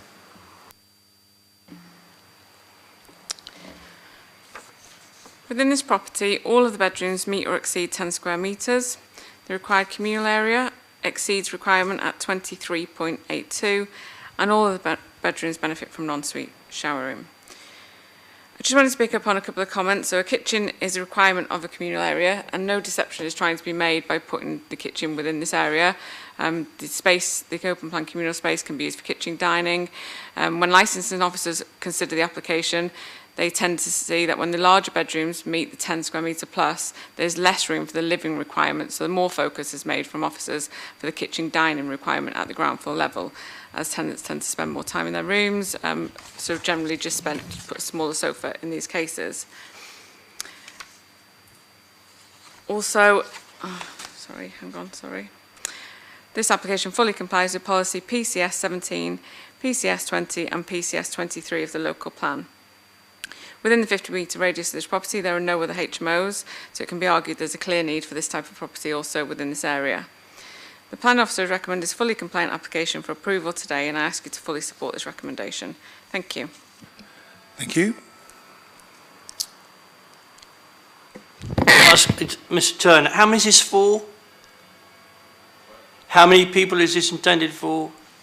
7. I wonder if you're looking at the kitchen area, and I don't wish to be cruel when I say fooled, but I think we are.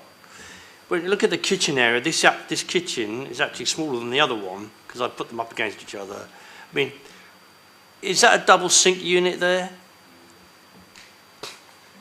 Yeah, I mean, this is reasonably indicative, but they happen to have shown that, yeah. Yeah, and then we've got an ordinary oven, presumably under a hob. It looks like a 4-ring hob. Would that be about right? Okay. And then we've got, a couple of cupboards and presumably a wash machine under there. Is there any utility in here? Is there a separate utility room here for washing machines or anything like that? No, the first floor has the tank room, which so that takes, I think, some of the boiler space that might have traditionally been in the kitchen. That's out of the kitchen in the tank room. Yeah. But otherwise, there's an indicative kitchen layout that shows indicatively where the fridge, freezers, etc., could be, the washing machine, and so on. All right. Okay. Okay. Members? Comments? No, we are being fooled. You look at this kitchen and think of your own kitchen. You've got, for 7 people,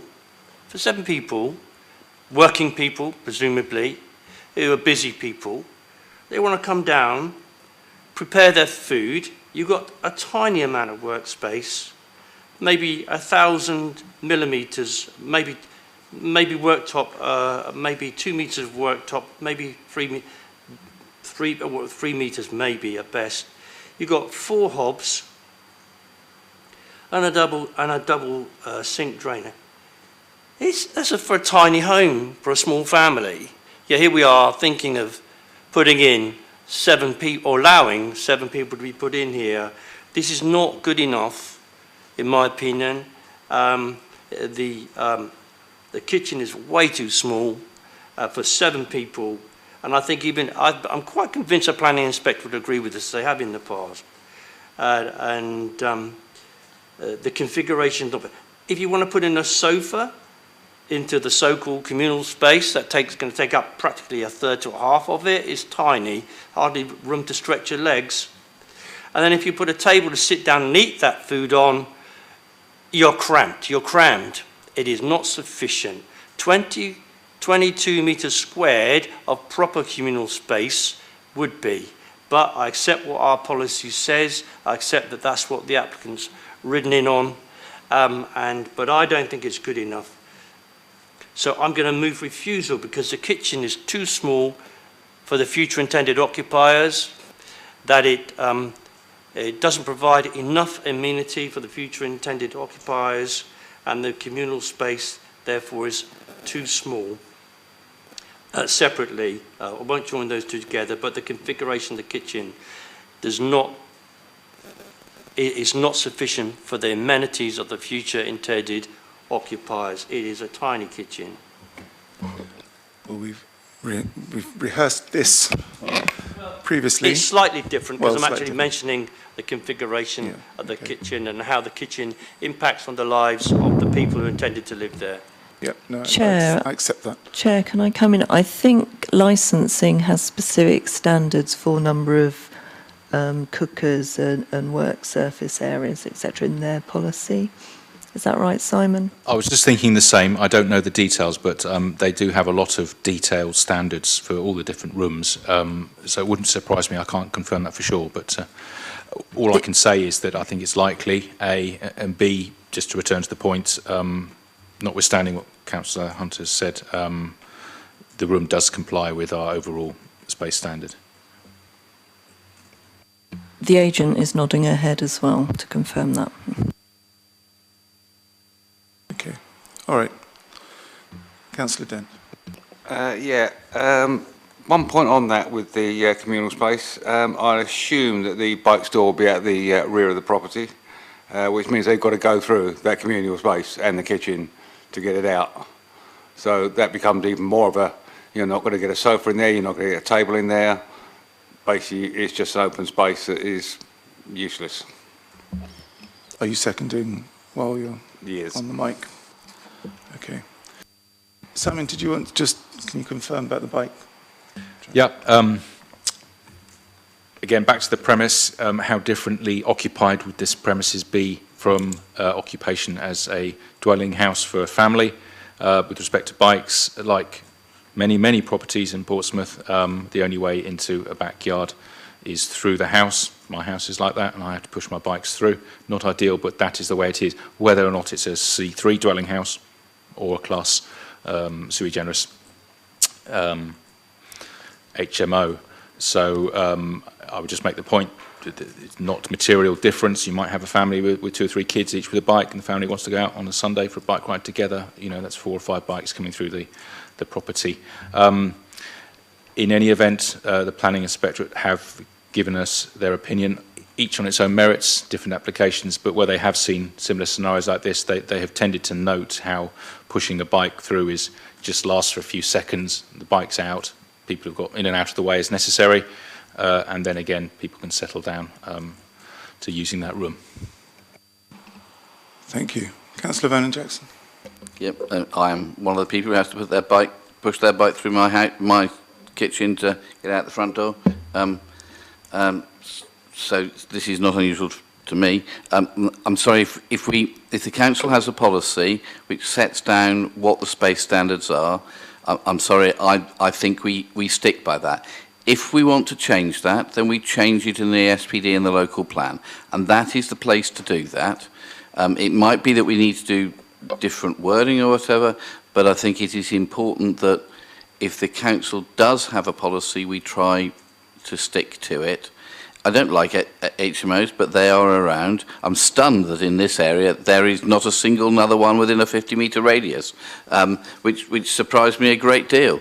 But we do have rules, and I think our job, as well as everybody else's, is to stick to those rules.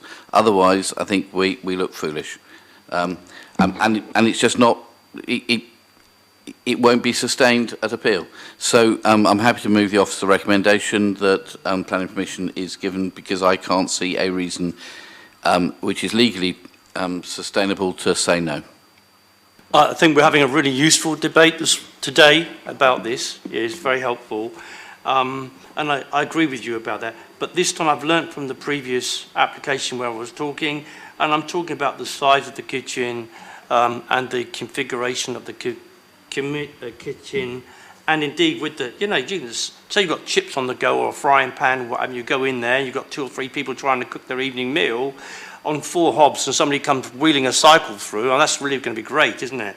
But anyway, I don't think, and this is a thinner property compared to the other one. It's not as wide. So I think the layout, the configuration of the kitchen, and so on.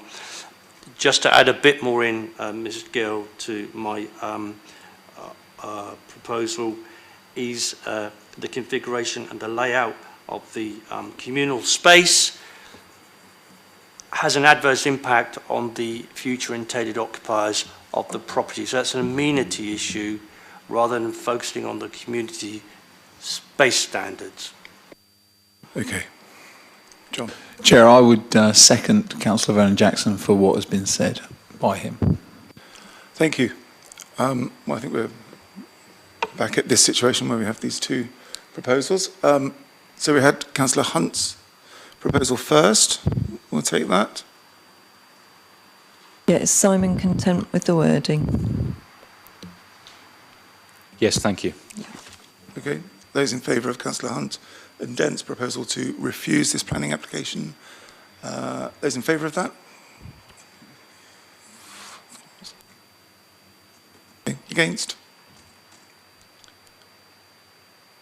Abstentions, I think we're there. Move on to the proposal to accept the officer's recommendations. Vernon-Jackson. Smith proposal, in favour? Against? Okay. Planning permission is therefore granted. Thank you, Juliet. Magdala Road.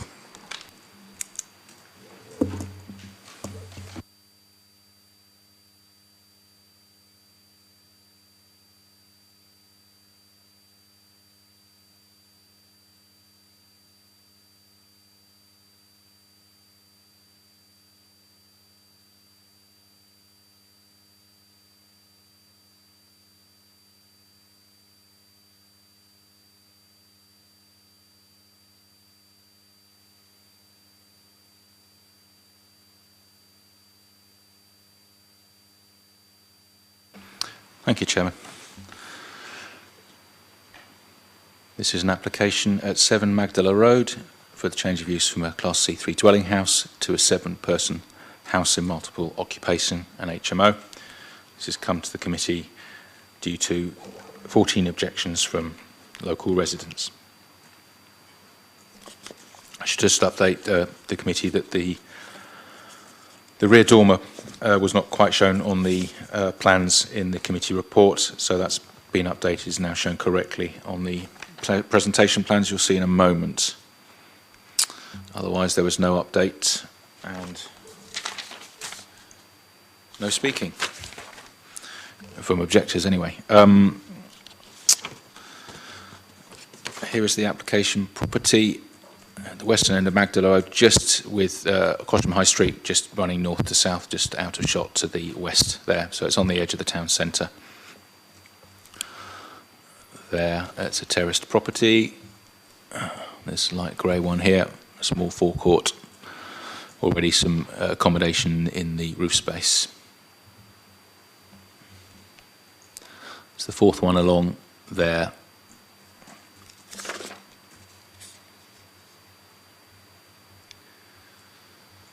The rear element would be replaced as part of the approved GPDC larger home approval, and the roof will be extended under permitted development. With respect to the HMO data count, there are presently none in the 50-metre radius. So if approved, this application would bring the figure to 2.04%, below the policy threshold of 10%.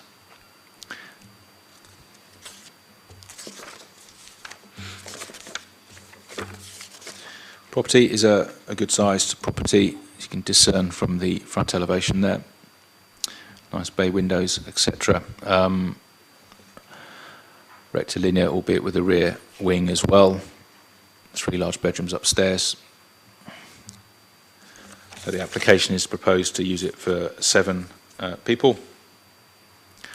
So we have the large hallway, double width, a front bedroom with ensuite, a rear bedroom with ensuite, and the kitchen diner, and a communal WC. Upstairs, bedroom with ensuite, bedroom with ensuite, and a third bedroom with ensuite, and the 6th and 7th bedrooms in the extended roof with ensuites. Kitchen communal dining area at over 29 square metres, easily exceeds the 22.5 expected from your standards.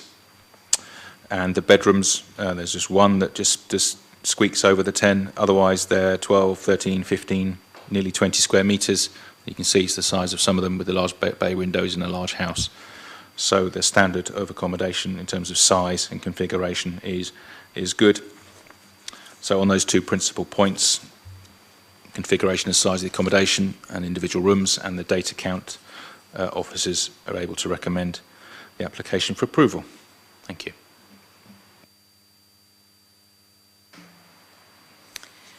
This particular property has been designed and project managed by Applecore. Upon occupation, the property will also be managed by Applecore Property Services. The neighbours will be fully informed of contact details and any possible disruptions will be investigated promptly. To date, we've not had a single neighbour complaint from any of our managed properties. During the build process, we are keen to ensure as minimal disruption to neighbours as possible, and we're now working with the neighbours to keep noise to a minimum for certain periods and have also removed a neighbour's wall free of charge. It's extremely important to us as a company to ensure as least possible disruption to residents as possible. The build will be completed in a timely manner, waste disposal by skips and scaffold kept up for the least possible time needed for the roof works. The property provides large bedrooms which significantly exceed 10 square metres. The required communal area for 7 persons is 22.5 square metres and this property provides 29.34. Also, and there's also a further laundry utility room at 4.15 on the first floor, which totals 33.49 square metres of communal area, again far exceeding the requirement, and all of the bedrooms additionally benefit from an ensuite.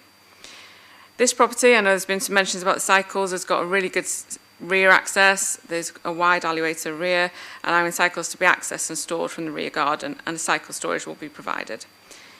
The property is in close proximity to QA Hospital and there has been an increasing demand for high quality accommodation for hospital workers within walking and cycle distance of the hospital due to lack of parking at the hospital. For this property, we already have a room inquiry confirmed for a pharmacist currently based at QA, subject to a positive outcome today. The application fully complies with policy PCS 17, PCS 20 and PCS 23 of the local plan and also complies with the Housing and Multiple Occupation Supplementary Planning document. The Plan Officer has recommended this fully compliant application for approval today and I ask you all to fully support this recommendation. Thank you. Thank you. Lee. No questions, I'll come to comment. We might not have any questions. No. Comments? Yes, I'd like to move the officer's recommendation. This is so much better, isn't it? You know, you can see people having room to breathe, not swing a cat around in, but they can sit down at that table which is indicated, I think it's a table. They can all get together, socialise in a proper communal area, chat to their mates cooking over the road if they are just over there, and it's so much better. I think you probably would live here. Not surprised I've had inquiries already. It's a much better configuration. It's one that I am satisfied with, that meets some communal standards for future intended occupiers. Anybody? Peter? I was going to only agree with Councillor Hunt. All right. Anything else? Okay. Those, unless there's anything else, those in favour of the motion to move the officer's recommendations, please indicate.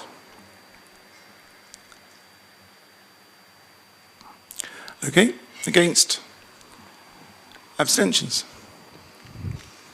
Planning permission's granted. Thank you. Thanks, Juliet. Okay. Fitzherbert Spur.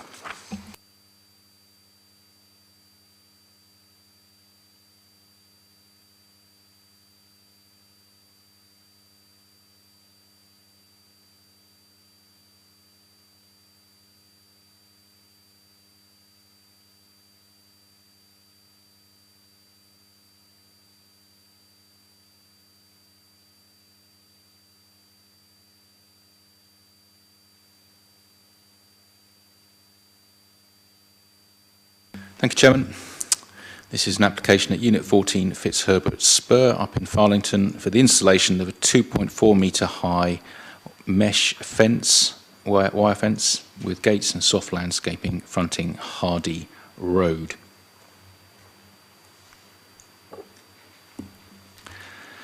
So we've got an industrial area up in this part of Farlington. The unit faces onto Fitzherbert Road and it backs onto Hardy Road, but the application site is the frontage onto Hardy Road where they would like to erect a fence. This is a strip, you'll see in a photograph in a minute, of just open grass, open to the road and pavement. The applicant would like to contain that with a fence, with a couple of gates at either end, just for normal access reasons, and there'll be a small return. This is a rear access track serving residential rear garages and gardens. There's a few more details of the position of the gates, etc.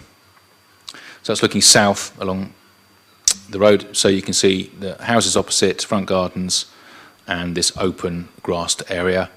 The applicants quite reasonably just wants to secure that area with a fence, just in terms of keeping people off their property, access, vandalism, anything else. So it's a reasonable request in officer's opinion just to erect a fence along the back of pavement. It came in as a close boarded wooden fence, which we thought was less suitable than a wire mesh fence. I mean, the close boarded fence would weather in and so on, but it's still nevertheless closed visually.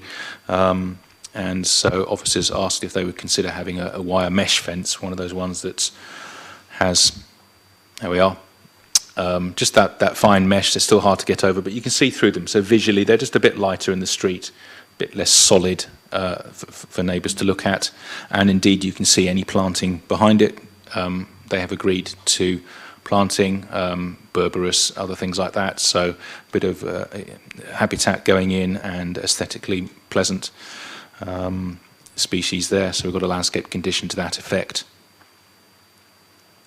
That's the looking south as well. That's the corner into the where the return will be into the access track for the neighbours. I think that's the long and short of it. It's come to committee because we had 6 objections, but otherwise, notwithstanding that, officers felt it was absolutely fine. Thank you. Thank you, Simon. Members, anything? Councillor Vernon Jackson.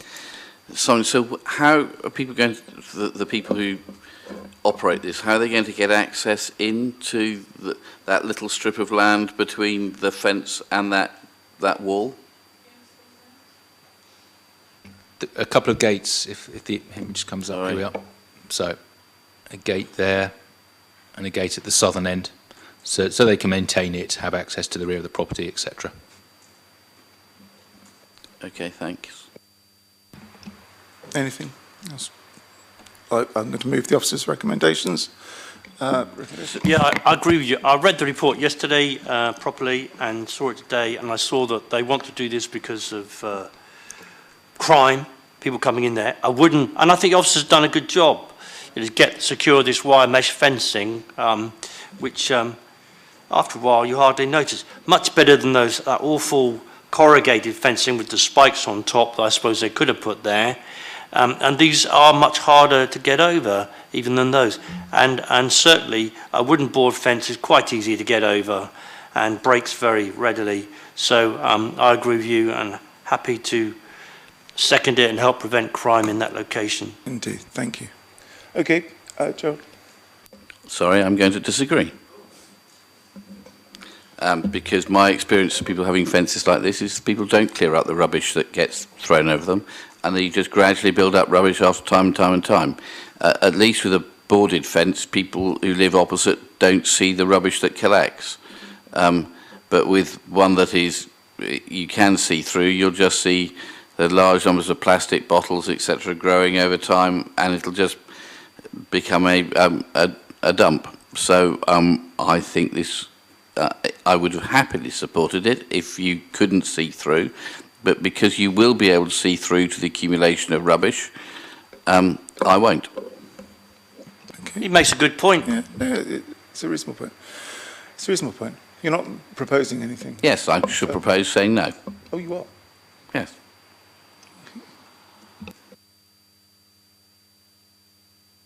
Okay. Anybody? Chairman, I see Mary indicate.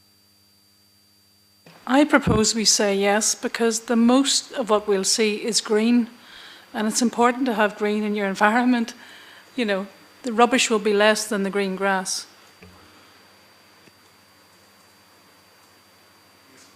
Chair, I would support Mary's comment. I think actually with the big bushes and things they are proposing, there might be a light dusting of bottles at the bottom, but the overall effect will be positive. And we are actually adding a little bit of biodiversity to the area.